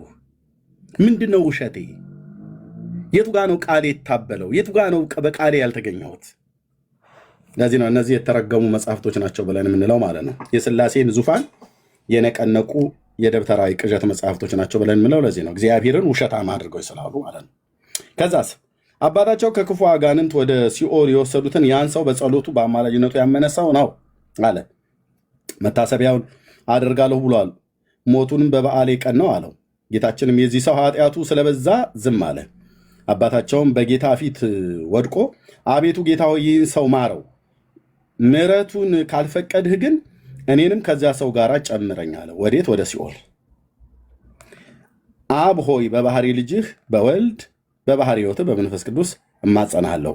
ወልድ ሆይ በባህሪ አባትህ በአብ በባህሪ ሕይወትህ በመንፈስ ቅዱስ እማጸናሃለሁ። መንፈስ ቅዱስ ሆይ በአብና በወልድ እማጸናሃለሁ አለው። ያን ጊዜ እግዚአብሔር ቅዱስ ሚካኤልን አዘዘ። ወደ ሲኦልም ሳይጥሏት ፈጥነህ አምጣት አለው። የጨለማ አበጋዝ የሆኑት አጋንንቶች እየወሰዷት ነው ወደ ጨለማ፣ ወደ ሲኦል ማለት ነው። ሳይጥሏት ሚካኤልም ፍጠን አለው እግዚአብሔር። ና ወደ ሲኦል ሳይጥሏት ፈጥነህ አምጣ አለው። የመላእክት አለቃ ሚካኤልም ሄዶ ከእሳት ባህር ዳርቻ አገኛት፣ መልሶም በእግዚአብሔር ፊት አቀረባት። እግዚአብሔርም ይህችን ነፍስ ለወዳጄ ለገብረ መንፈስ ቅዱስ ምን አደርግለት አላት። ምን አደረግሽለት አላት። ያችም ነፍስ የገድሉ መጽሐፍ በሰማሁ ጊዜ ደስ አለኝ፣ በልቤም ተስካሩ መታሰቢያውን አድርጋለሁ ብዬ አሰብኩ፣ ተማጸንኩም። ከዚያም ወጥቼ ሲሄድ በዚያን ቀን ሽፍቶች አግኝተው ደበደቡኝ፣ ገደሉኝም። ይህን ወደ አንተ መጣሁ አለችው። እግዚአብሔርም ያችን ነፍስ እርሱ በወደደሽ ልብሽን ከተቃጠለ እርሱም በመውደድ ልብሽ ከተቃጠለ በቃል ኪዳኑን ካመንሽ እኔም ኃጢአትሽን ይቅር ብዬሻለሁ፣ በደልሽንም አጥፍቻለሁ አላት። ይህንንም ብሎ የምዕመናን አንድነት ወዳለበት ውሰዷት አላቸው። ፈጥነውም ወሰዷት። አባታቸውም ተደሰተ፣ ፊቱም በራ። የአባታቸው ገብረ መንፈስ ቅዱስ ብሎ ጨርሳለ ማለት ነው። ኦኬ። ያው እግዚአብሔር እዚህ ላይ ኃጢአተኛ መነኩሴ ነበር። አሁን ትችላለህ ዲያቆን። ይህ ሰው ጠንቋይ ነው። ከዲያቆን አዲስ ጋር ቀጥሎ አብራር። ከዲያቆን አዲስ ጋር ቀጥሎ ኤርሚ ሳዘጋሚዩት ጠንቋይ የሚለውን ጠንቋይ እየሄደ ጠንቋይ እየሆነ የሚለውን አምጣ አዲስ። እሺ ኤርሚን ሰምቻለሁ። የጠንቋይ ነው ከመጀመሪያው ጀምሮ ቁጥር ሁለት ላይ ቁጥር ሁለት ላይ ሐሰትን ዝሙትን የሚያበዛ የሚያስጠነቁል ብዙ ስራይም የሚያደርግ ስራይ ማለት ጠንቋይነት ማለት ነው። ስር ማሽ ቅጠል በጣሽ ማለት ነው። ይጠነቁላልም ደግሞም ስራዬንም ጭምር ያደርጋል። አስማተኛ ነው፣ መተተኛ ነው። ይህንን ያደርጋልና አንድ ኃጢአተኛ መነኩሴ ነበር ይላል። ይጠነቁላልም ያስጠነቁላልም። መጠንቁል ብቻ ያስጠነቁላል፣ ሁለቱንም ነው የሚያደርገው። እስኪ መጽሐፉ እስኪ ጀርባው ገድለ ገብረ እስኪ ማህተም አለው። ማህተም ይቀረጻል። በነገራችን ላይ ማህተም ይቀረጻል። አብራር። አንተ በጥሞና ስለምሰማ እኔ ቤት የመጡ መጽሐፍቶች በሙሉ ቤተ ክርስቲያኒቱ ንዋየ ቅድሳት መሸጫ ውስጥ የተገዙ ናቸው። ማህተምን የሌለባቸው በጣም ብዙ መጽሐፍቶች አሉ። መጽሐፍቶቹ ግን የቤተ ክርስቲያኒቱ አንጡራ ሀብት ናቸው፣ ለጥቅም ለአገልግሎት የምታውላቸው ማለት ነው። ምክንያቱስ እኔ ዝም ብዬ ጀላጀል አይደለም። የቤተክርስቲያኒቱ ዲያቆን እኮ ስለነበርኩ የትኞቹ መጽሐፍቶች የቤተክርስቲያን መሆናቸውን የትኞቹ አለመሆናቸውን በሚገባ አውቃለሁ። እንደዚህ ጣቴን የምጠባ ሕፃን ልጅ አይደለሁም። ግን ይሄኛውን ሁለቱ ገዳማት ሲያሳትሙት ማህተም እንደዚህ አኑረውበታል። ያው በኢትዮጵያ ኦርቶዶክስ ተዋሕዶ ቤተክርስቲያን ደብረ ከዋክብት ገብረ መንፈስ ቅዱስ አስተዳደር ይላል። የዝቋላና የማን ነው የጉራጌ ሀገር ያለው ምንድነው ምድረ ከብድ እና አሁን ቀጥሉ። ጠንቋይ ነው አስጠንቋይ ነው። ጠንቋይ ነው በሚለው ተማምነው ጠንቋይ ነው አስጠንቋይ ነው በሚለው ተማምነው ያስጠነቋል እኮ ጠንቋይ ብቻ ኃጢአት ይሰራል። ኃጢአት ይሰራል አይደለም፣ ጠንቋይም አስጠንቋይም ነው። ባዕድ አምልኮ ያመልካል። ሀሳብ ግን ጨርስና እኔ ልመልስልህ። ባዕድ አምልኮ ያመልካል። አያመልክም? ጥያቄህን ጠይቅ ነው ያልኩት። የአንተ ጥያቄው ምንድን ነው? ጠንቋይም አስጠንቋይም ይመለካልም ያስመልካል እኮ። አዳምጠኝ እሺ። ያመልካልም ይመለካልም ማለት ነው። አዳምጠኝ እንጂ ልመልስልህ እኮ ነው። ልመልስልህ ክርስቶስን አሁን በቃ ነው። አንብቦታል ኤርሚ። ድጋሚ ይነበብ ካልክ ይነበባል። እኔ ግን ያነበበውን ኤርሚ አይቻልም። ያነበበውን በገባኝ የመጽሐፍቱ ትርጉም አዳምጠኝ እንጂ ዲያቆን እንዲ አምናሃል። ገለመኔ ከሆነ አንተ ማንህና ነው ተቀበል አትቀበል የምትለኝ? አይደለም ጠንቋይ መሆኑ አልተጻፈም። ሚዩት አድርግና ልመልስ እንዴ ልመልስና ከዛ ችግር ካለ እየጠየቅኩ እኮ ነው። አንድ በአንድ ጠይቅ። ካላስመለስከኝ መወያየት አልችልም። አንድ በአንድ ጠይቅሃለሁ። ዲያቆን እያንዴ አብራር ቅድም ምንድን ነው ያልከው? ካነበብኩ በኋላ ጥያቄ ጠየቅከው እኮ ዲያቆን። ምን ብለህ ጠየቅከው?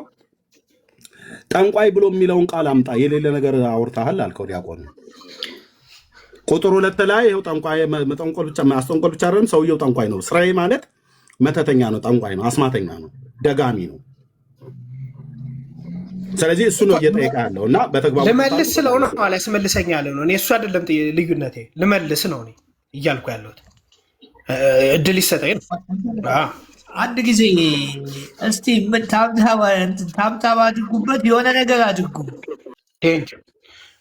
ቴንክ በቃ ኤርሚ ካነበበው ላይ መጽሐፉ በእጁ ስለነበረ ካነበበው ላይ አንደኛ አቡነ ገብረ መንፈስ ቅዱስ አዳናቸው አይልም። አዳናቸው ስል በራሱ ስልጣን በራሱ ሂደት በግሉ አዳናቸው አይልም።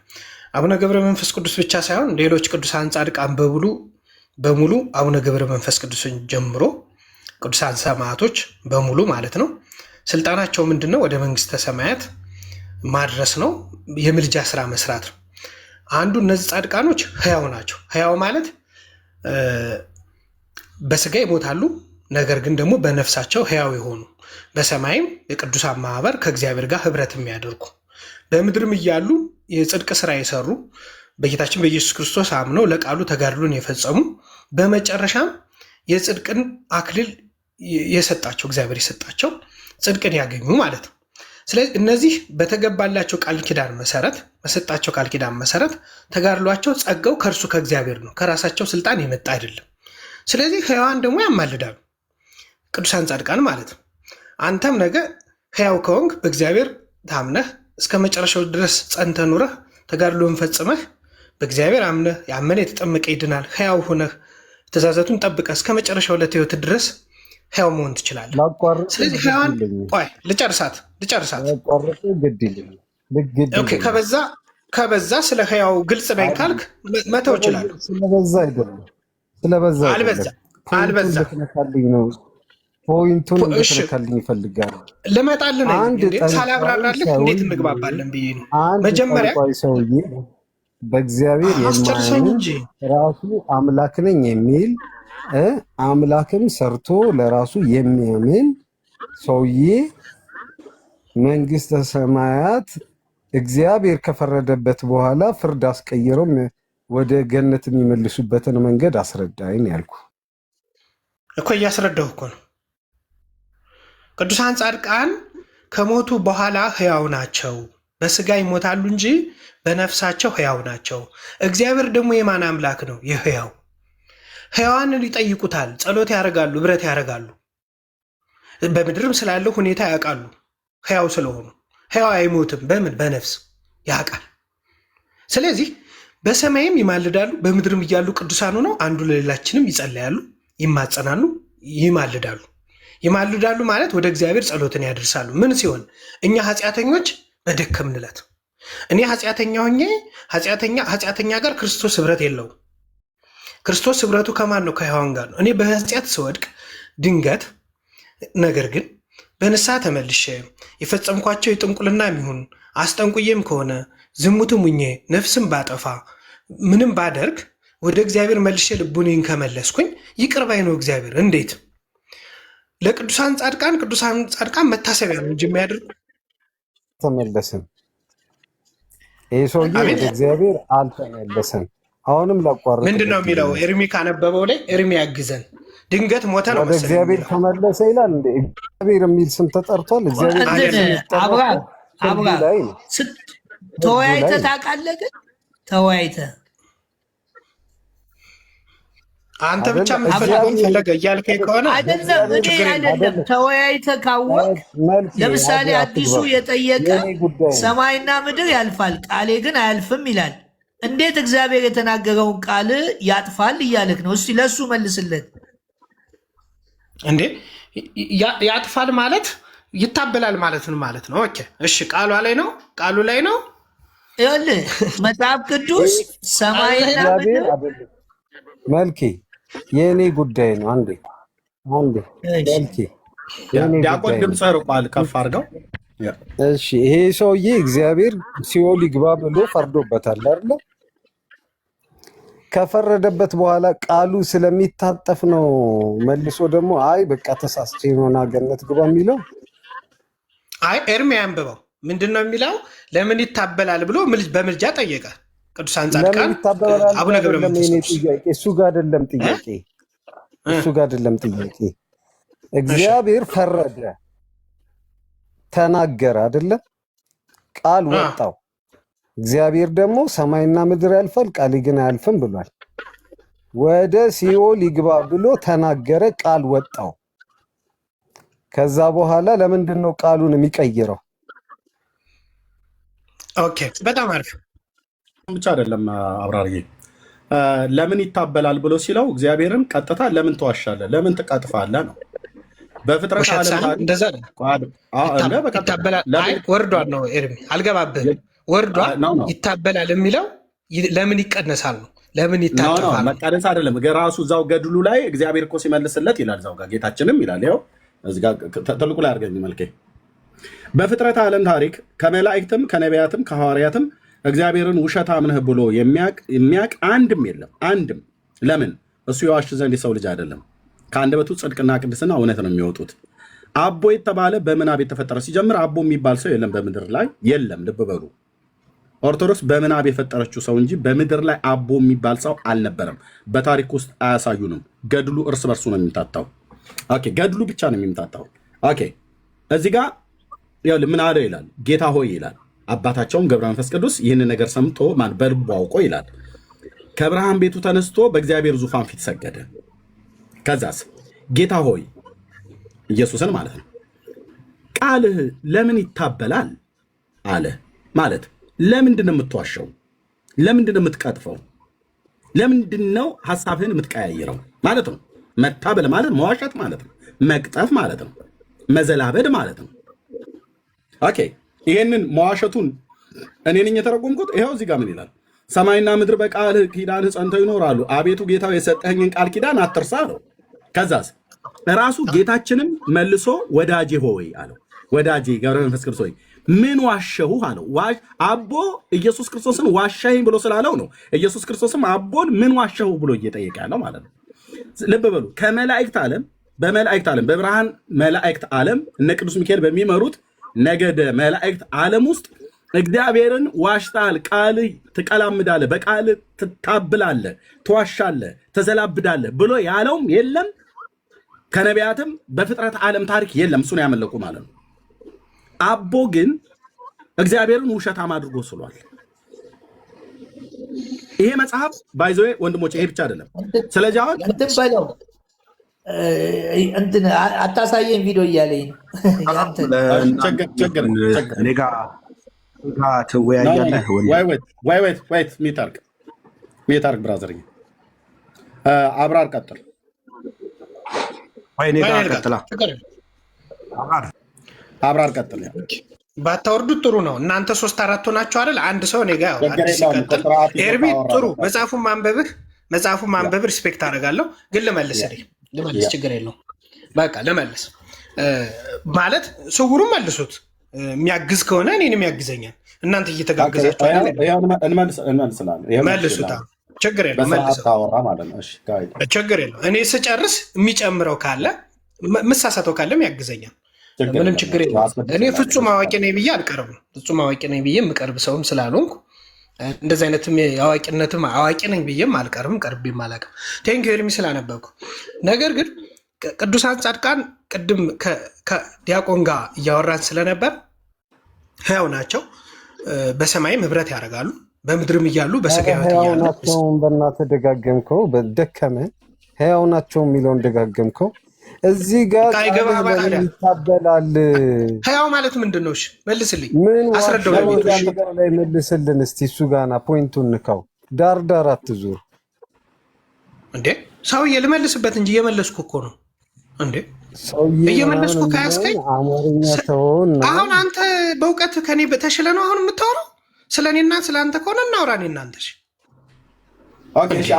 ሀሳቡ ላይ መልስለት። አይ በጣም የሚናገረው ንግግር ኤርሚ ትክክል ነው። ስለ ሕያውነት አለ ቅዱሳን ስለዚህ ዋሽቷል። አይ ኤርሚ እውነት ለማውራት ስለዚህ ዋሽቷል እንድልና የፈለግከው ዋሸሃለው እዚህ ጋር አይደለም። ምን ዋሸው እና ዳምጣኔ ልመልስልህ እንጂ ልመልስ እየመለስኩ ሕያው ናቸውን አደጋግመዋ። ሕያው ናቸው አይደሉም? አይደለም ጥያቄው። በቃ ከሆነሽ ከገባህ ሕያዋን ደግሞ በሰማይ ህብረት ያደርጋሉ። በቃ እየመለስኩልህ ነው። ሕያው ማለት ምንድን ነው ብለህ እንዳትጠይቀኝ ነው፣ የማይገባ ስለሆንክ ማለት ነው። ስለዚህ በቃ ሲናገሩህም አይቁነጥነት አዳምጥ። አንዳንዴ ማዳመጥ አለብህ።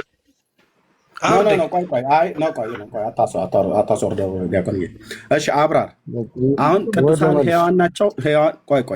አታስወርደው ፕሊስ። ዲያቆን አላስወረድኩትም፣ እኔ ያልነካሁት እና አብራር ፌር አይደለም። እኔ ያልነካሁት ራሱ ነው የወረደው። ፕሊስ ናና አብራር ራሱ ነው። ናግባ በእኛ እንትን አብራር ናግባ። እንዴት ናችሁ?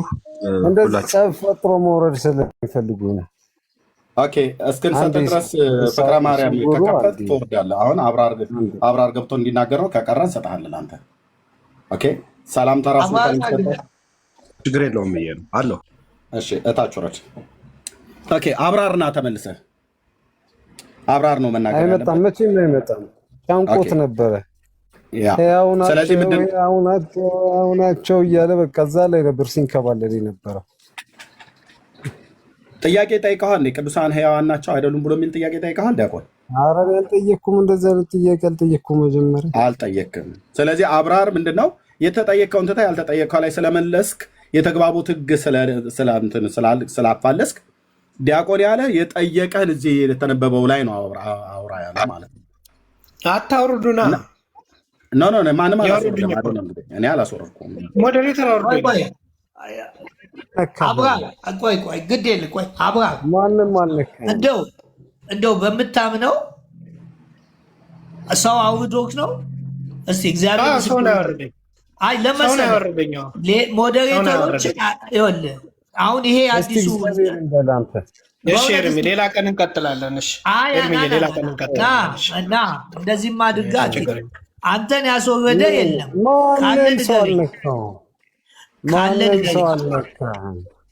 እሱ ወደ ስራም ልሄድ ነው። ችግር የለውም። መንገድ ስለሚዘጋጋ ከስውሩ ጋር ነው። ችግር የለውም። ከስውሩ ጋር ቀጥሎ ይኸውልህ ኤርሚ ልናወራለን ምናምን አይደለም። ብታወራኛ ባታወራም እኛ ችግር የለብንም።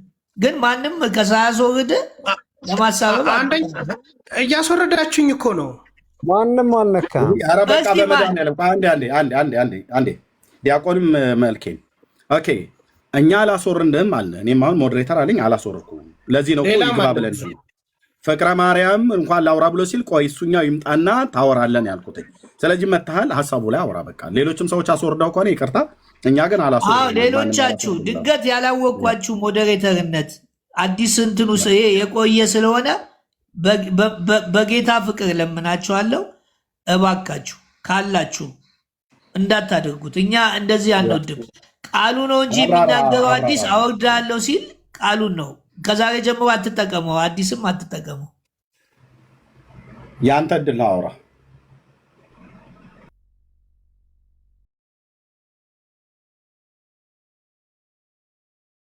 ራሱ ነው የወረደው ዲስኮኔክትድ ብሎ ማለት ነው። ይሄ ማለት ይገባናል። ይህንን አይደለም ማብራር የቤተክርስቲያኒቱ ሊቃውንቱ ቢመጡ አይመልሱትም። ከመለሱ ግን ይመልሱ። በፍቅረ ማርያም ማውራት ይችላል። ለኋለልን ወንድሞቼ ለምንድነው እድል ማሰጡኝ? ባታስወርዱኝ ደስ ኤርሚያስ አታስወርደኝ። በሰው ቤት መተህ ብዙ ጊዜ ታፍነኛለህ። በቤት ቢያንስ እንኳን እንጂ ሱንቶና ስውሩ እኔ ነኝ ያስወርድኩት። አውራ ብዬ ስለው በሰው ቤት መተህ ምናምን ብሎ አለ። በሰው ቤትም ብመጣ እድል አውራ ተብለህ ስትባል ክስ ላይ ከገባህ ታች ውረድ፣ በቃ ምንም አታደርግም። ታችም ውረድ እያሉት አንተ ታች ወርደህ ነው ማውራት ያለ። ሌሎቹ ግን እንደ አብራራ አይነት በጨዋነት ያወራ መጥቶ ማውራት ይችላል። ኦኬ አንድ ቢጠይቁ ሁለት አትመልስም። አንድ ቢጠይቁ አንድ አትመልስም፣ እንኳን ሁለት አይደለም። ኦኬ ግን ገድለ ድርሳናትን ምንድነው ይሄ መጽሐፍ? በምናብ የተፈጠረ ታሪክ ነው ማለት አቦ የሚባል ሰው በምድር ላይ ኤግዚስት አያደርግም፣ አልነበረም። ነበረ ተብሎ የሚደረገው ሁሉ በሙሉ ውሸት ነው፣ ውሸት ነው። ሰው ከነበረ ይሞታል አይደል? ከነበረ ይሞታል ወይ በስጋ እንደነ ኤልያስ እንደነ ሄኖክ አርጓል ተብሎ ይባላል። ይህ በዚህ መጽሐፍ ላይ ግን ስሙ አቦ ተብሎ የተጻፈው በህይወት የነበረ ሰው ነው። ታሪኩ የሚጀምረው ከግብፅ ነው። ምድረ ከኒሳ ብሎ ከሚለው ከዛ ነው የሚጀምረው። 300 ዓመት በግብፅ ምድር 265 ዓመት በኢትዮጵያ ኖረ ተብሎ ይሄ መጽሐፍ ይናገራል። እና ኖሮ ግን ሲሞት ስርዓተ ቀብሩ የት ነው የተደረገው ይላል። ወንድሞች እና እህቶቼ በምድረ ከብድም ተቀበረ ይልሃል፣ በኢየሩሳሌምም ተቀበረ ይልሃል፣ የት እንደተቀበረም አናቅም ይልሃል። ይሄው መጽሐፍ ልብ በሉ ወንድሞች እና እህቶቼ፣ ይሄው መጽሐፍ የተቀበረው ጉራጌ አገር ምድረ ከብድ ላይ ነው ይላል። እንደገና ደግሞ የተቀበረው ኢየሩሳሌም ነው ይላል እስራኤል። ይሄው መጽሐፍ ደግሞ የት እንደተቀበረም አናቅም ይላል። ከዛ ደግሞ ይሄው መጽሐፍ መልሶ ደግሞ ለአራተኛ ስጋው በምድር አልተቀበረም እንደሰው እና ከነ ስጋው ወደ ሰማይ አድርጓል ይላል። ይሄው መጽሐፍ ነው ብዬ የምላችሁ። በዚህ ጉዳይ ላይ አወራለሁ። ተሳስታል ኤርሚያስ ብሎ የሚል ሰው ካለ ይምጣ። ይሄው ካሜራ እዚህ ከፍቼ ማለት ገጹን ብቻ ነው እየከፈትን የምናሳየው። ለምሳሌ መልኩ ላይ ምን እንደሚሉት ወንድሞች እና እህቶች፣ መልክዓ ገብረ መንፈስ ቅዱስ እንኳን ድርሳኑና ታምሩን አይደለም መልኩን ሁሉ ጭምር ነው አገላብጠን የበላኑ ማለት ነው። ጥርስ ከምላሱ አውጥተን ያው ለግንዘተ ስጋከ ገብረ መንፈስ ቅዱስ የሚለው ማለት ነው። ያው ሰላም ለግንዘተ ስጋከ ክቡር ወስብሐት ዘሎቱ መጽሐፈ ገድልከስ ይነግር ዜና ኩነቱ ገብረ መንፈስ ቅዱስ ሊተ ይመስለኒ ባህቱ ግንዘተ ስጋከ በእደ መላእክት ውእቱ እንዳኒ እግዚአብሔር የአምር ባህቲቱ ይላል።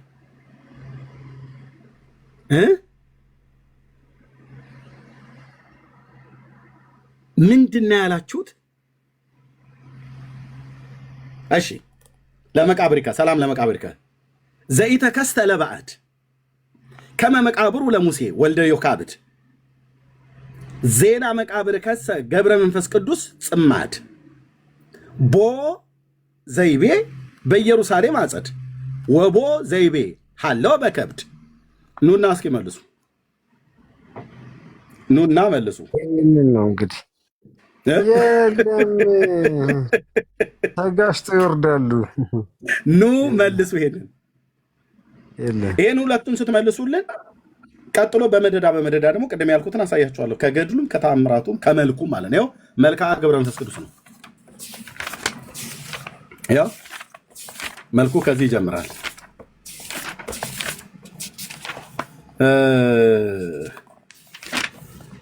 መልኩ ከዚህ ይጀምራል። ያው መልክዓ ገብረ መንፈስ ቅዱስ ሰላም ለጽንሰ ተቀብሎ ማለት ነው።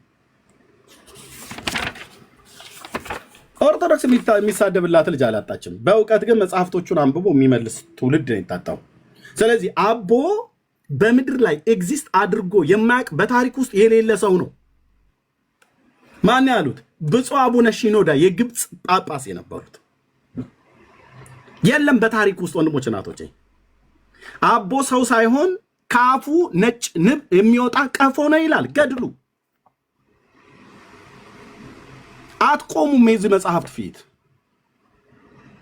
በሙሉ ገድሉም ታምሩም መልካ መልኩም አንብቤ ነው የምነግርህ። 562 ዓመት በምድር ላይ ሲኖር እህል አልበላም ውሃም አልጠጣም ይለዋል። ኢየሱስ እንኳን ጌታችን በምድር ላይ ሲኖር 33 ዓመት በልቷል ጠጥቷል። ሰው 562 ዓመት የእናቱን ጡት አልጠባም ውሃም አልጠጣም መብልም አልበላም ብለው ይለዋል። እንዴት ስትላቸው ለእግዚአብሔር የምሳነው ነገር የለምና። ለኢየሱስ ታዲያ እንዴት ተሳነው? ተስኖት ነው እህል የበላው? ቃል በቃል እኮ አልተጻፈም እንጂ የማርያምን ጡቷን ሁሉ ጠብቶ እንደ እናት አድጓል። ግን ተጽፏል አልተጻፈም? ለትምህርታችን ለህይወት የሚሆነው የተጻፈው እንጂ እንደማናቸውም ሰው በሩካቤ ስጋ ቅድስት ድንግል ማርያም አልወለደችውም ኢየሱስን። በመንፈስ ቅዱስ ግን ተጸንሷል። ልጇ ነው። አድምተን እንናገራለን። ልጇ ነው። ልጅ የሆነ እናቱን ጡት ይጠባል። የማርያምን ጡት ኢየሱስ የማርያምን ጡት ጠባ ብሎ የሚል ቃል በቃል የተጻፈ ባይኖርም ግን ጠብቶ ነው ያደገው። እሺ ጡቱን እንኳን አይጥባ ብለን የተጻፈ የለም ብለህ ብትለኝ ኦኬ እስማማለሁ። እህል ግን በልቷል። በምድር በነበረበት ሳለ ጌታችን ማለት ነው። ውሃ ጠጥቷል፣ ተጠምቷል፣ ተርቧል። እምላችሁ መጥተው ሲያሳዩ ነው የምለው። አቦ በምድር ላይ ሞቷል ብላ ኦርቶዶክስ ትላለች። የት ነው የተቀበረው? ምድረ ከብድ። ከዛስ ሞቷል ትላለች። የት ነው የተቀበረው? ኢየሩሳሌም። ከዛስ ደግሞ አልሞተም ብላ ትላለች። ስጋው ከነ ስጋው ወደ ሰማይ አርጓል ብላ ይሄው መጽሐፍ ማለት ነው። ከዛስ ሞቷል፣ ግን የት እንደተቀበረ ግን አናቅም። ሶስት ነገር ወንድሞች ማን አራት ነገር ወንድሞች እናቶቼ፣ ይሄው መድኃኔ ዓለም ኢየሱስ ክርስቶስ ምስክሬ ነው። እንደዚህ ነው ተብሎ የተጻፈው።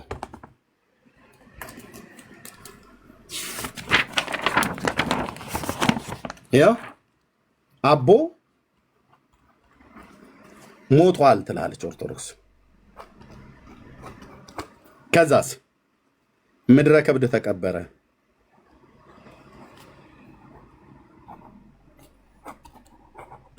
ማን ነው የሚናገረው? ይኸው መጽሐፍ ገድለ አቦ ማለት ነው። እሺ አሁንም ሞቷል ትላለች። ከዛ የተቀበረ ኢየሩሳሌም ተቀበረ። ከዛ ሞቷል፣ የት እንደተቀበረ አናቅም።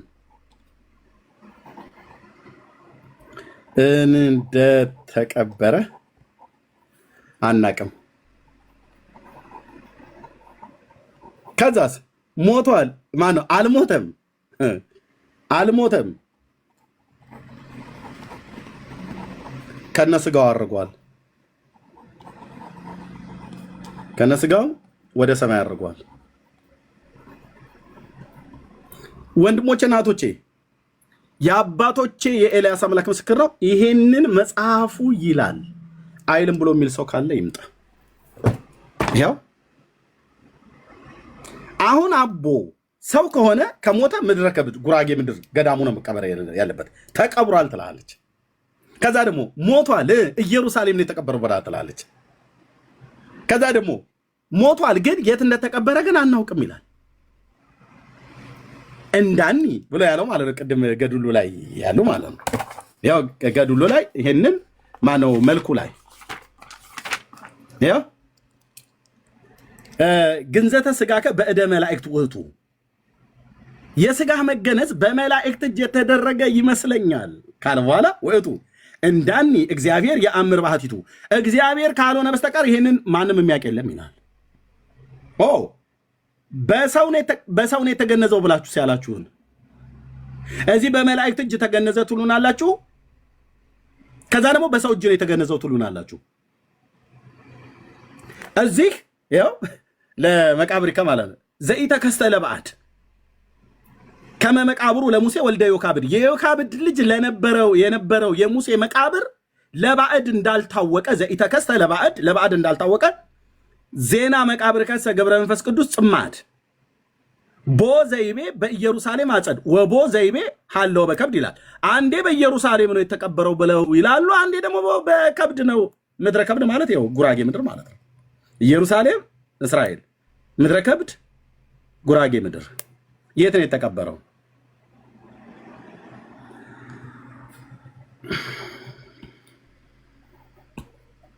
አምጡ። ዝም ብሎ አቦ እያሉ መጮህ አይደለም። አምጡ። 4 ጥያቄ በራሳችሁ መጽሐፍት ላይ አልሞተም ስጋውም ወደ ሰማይ አረገ ይላል። ይኸው ላሳይ። ይህንማ ባላሳይ በደለኛ ሆናለሁ አይደል? ቢያንስ ትንሽ እንደው የጥም ማርኪያ እንደሚባለው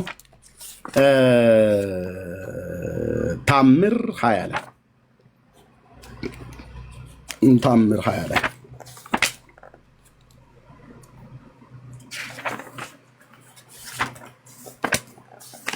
ታምረ ገብረ መንፈስ ቅዱስ ታምር 20 ላይ ይህ ክፍል ተጽፏል ማለት ነው።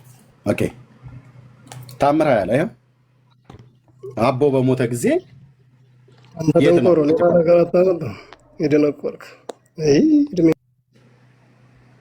በቃ ተዋቸው፣ አትቆሙም ፊቴ ቅዱስ እግዚአብሔር ምስክር ማለት ነው። በመጽሐፍቶቻቸው ኦርቶዶክስ በራሷ መጽሐፍት ነው የምታፍረው፣ በራሳችሁ መጽሐፍት ነው የምትዋረዱት፣ በራሳችሁ መጽሐፍት ነው የምትሸማቀቁት። ኦኬ እነዚህ መጽሐፍቶች ጣዋጣ ታነባለህ፣ ቤተክርስቲያን ስትሄድ በሱቲ ተጠቅልሎ ትሰማቸዋለህ። እዚህ ግን እኔ አንብቤ ስጠይቅህ ግን መተህ ተሳድበህ ነው የምትሄደው። ስድብ የሽንፈት ምልክት ያ በቃ ተው። ያው 20ኛው ታምር ላይ ገጽ 262 ያነበበ እንደዚህ በመረጃ ይናገራል። ያው አባታቸው ገብረ መንፈስ ቅዱስ በእረፍቱ ቀን የተደረገው ታምር ነው ይልና አባታቸው ገብረ መንፈስ ቅዱስ ባረፈበት ቀን 60 አንበሶች 60 ነብሮች አለቀሱ፣ ተራሮች ኮረብቶች አለቀሱ፣ የሰማይ ወፎችም አለቀሱ፣ ፀሐይ ጨረቃ ከዋክብትም ብርሃናቸውን ከለከሉ፣ ምድር ተንቀጠቀጠች። በዚያን ቀን መብረቅ ነጎድጓድ ተናወጡ፣ አብ ወልደ መንፈስ ቅዱስ ወደ ምድረ ከብድ መጡ ይላል። ሥላሴ ሁሉ ወደ ምድረ ከብድ መጡ። ለምን? ለለቅሶ ማሞቱ። አቦ ልብ በሉ፣ አብ ወልደ መንፈስ ቅዱስ ምድረ ከብድ ጉራጌ ምድር ወረዱ። ኦኬ መጡ። ዙፋኑን የሚሸከሙ 24ቱ እንስሳት አራቱ እንስሳትና 24ቱ ካህናተ ሰማይ መጡ። 99 ነገደ መላእክት መጡ። 15ቱ ነቢያት መጡ። ደቂቀ ነቢያትም አበይተ ነቢያትም የተባሉት 12ቱም ሐዋርያት መጡ። ከመጀመሪያው ሰማዕት ከእስጢፋኖስ እስከ መጨረሻው ሰማዕት ሊቀ ጳጳስ ጴጥሮስ ያሉት ሰማዕታት ሁሉ መጡ። ቅዱሳን አባታቸው ከንጦስ ጋር መጡ። ሄሮድስ የተገደሉት ሕፃናት መጡ። ከአዳም ጀምሮ እስከ ቀን ድረስ የነበሩት ቅዱሳን ሁሉ መጡ ይላል። ከአቤል ጀምሮ ማለት ነው። እነዚህ አንበሶች ነብሮች እስከ ዛሬ ድረስ የእግሩን ትቢያ ስንመገብ ኖርን እያሉ ለቅሶን አበዙ። አንበሶቹ ማለት ነው። ዋይ ዋይ እያሉ ደረታቸውን እየደቁ ሰማይና ምድር ተራሮች ኮረብቶች አለቀሱ ስቅስቅ ብለው። ቅጠልም ፍሬ የጫካንም ሳር ከኛ ምንም አልቀመሰም እያሉ አለቀሱ። ቅጠል ሳር ሁሉ በሙሉ እየየ ውሃም ከኔ ምንም አልጠጣም እያለች አለቀሰች። ውሃም ምንጮች፣ ወንዞች፣ ውቅያኖሶች ሁሉ ማለት ነው አለቀሱ። የሰማይ ወፎችም መዓዛውን ዘወትር እየተመገብን እንኖር ነበር ብለው አለቀሱ። ለቅሶ በለቅሶ ሆነ።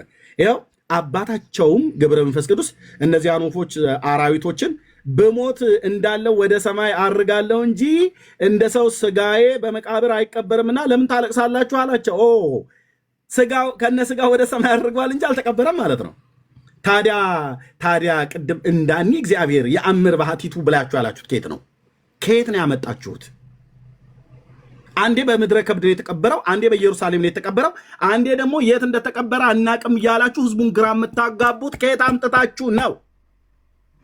ጥራቸው። ብፁዕ አቡነ ማትያስ እንኳን አይመልሱም። ይሄንን እንኳን እዚህ የገባ ጎረምሳ ቀርቶ ቅዱስ እግዚአብሔር ምስክር፣ የራሳችሁ መጽሐፍት ያው ስጋዬ እንደ ሰው በመቃብር አይቀበርም። ታዲያ ወደ ሰማይ አርጋለሁ እንጂ ብሞት እንዳለ ወደ ሰማይ አርጋለሁ እንጂ ስጋዬ በመቃብር አይቀበርም ብሎ አለ። ከዚያስ ለምን ታለቅሳላችሁ አላቸው። እግዚአብሔርም የአባታቸው ገብረ መንፈስ ቅዱስ ለምን አትቀበርም? አንተ ከነቢያት ትበልጣለህ፣ ከኤርምያስ ትበልጣለህ፣ ከሐዋርያት ትበልጣለህ፣ እንዳንተ በበረሃ ከኖሮ ከዮሐንስ ትበልጣለህ፣ ከጊዮርጊስ ትበልጣለህ። እግዚአብሔር ደግሞ ለአቦ ማለት ነው። ለምን ደግሞ አትቀበረው? የማትቀበርበት ምክንያት ምንድን ነው?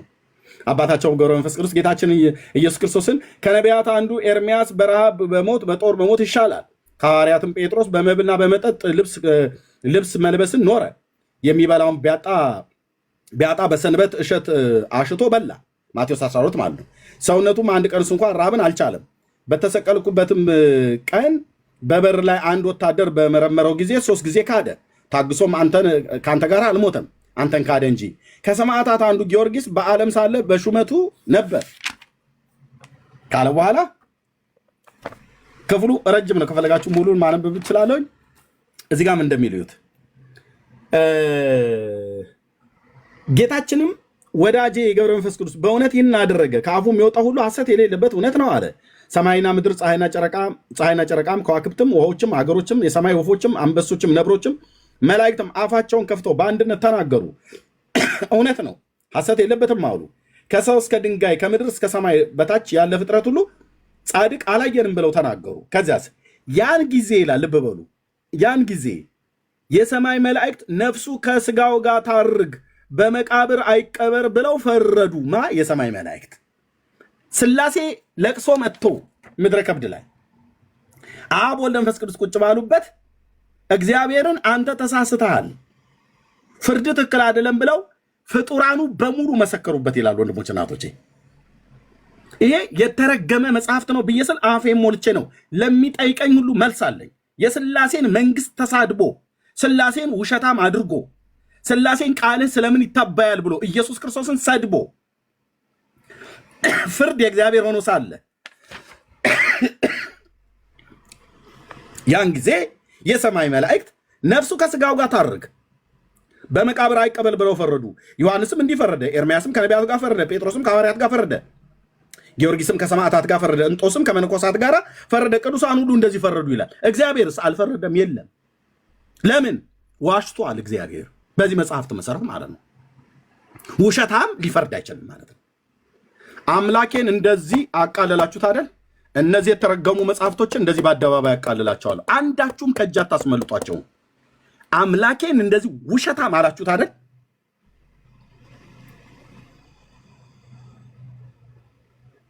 የነፍስ ፍርድ እንኳን ለእግዚአብሔር አይሰጠውም፣ መላእክት ፈረዱ ይላል።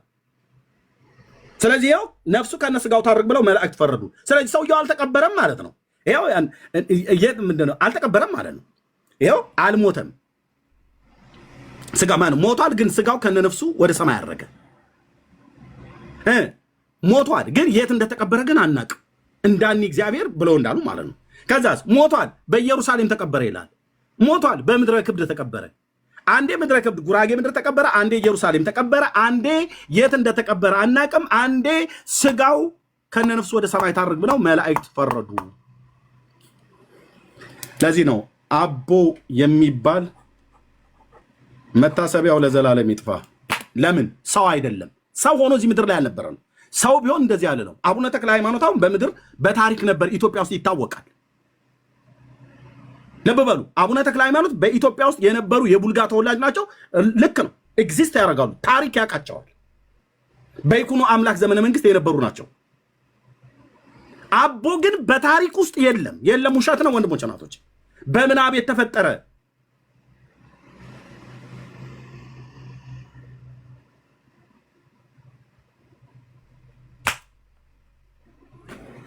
በፍጥረት ዓለም ታሪክ ሥላሴን ውሸታም ብሎ ያለ ማንም መላእክት እንኳን የለም። ነቢያቱም አላሉ። አንተ እነ ሳሙኤል እነ ሙሴ እንኳን አላሉ። ለምን? እግዚአብሔር የዋሽ ዘንድ ሰው አይደለምና፣ ይጸጸት ዘንድ የሰው ልጅ አይደለምና።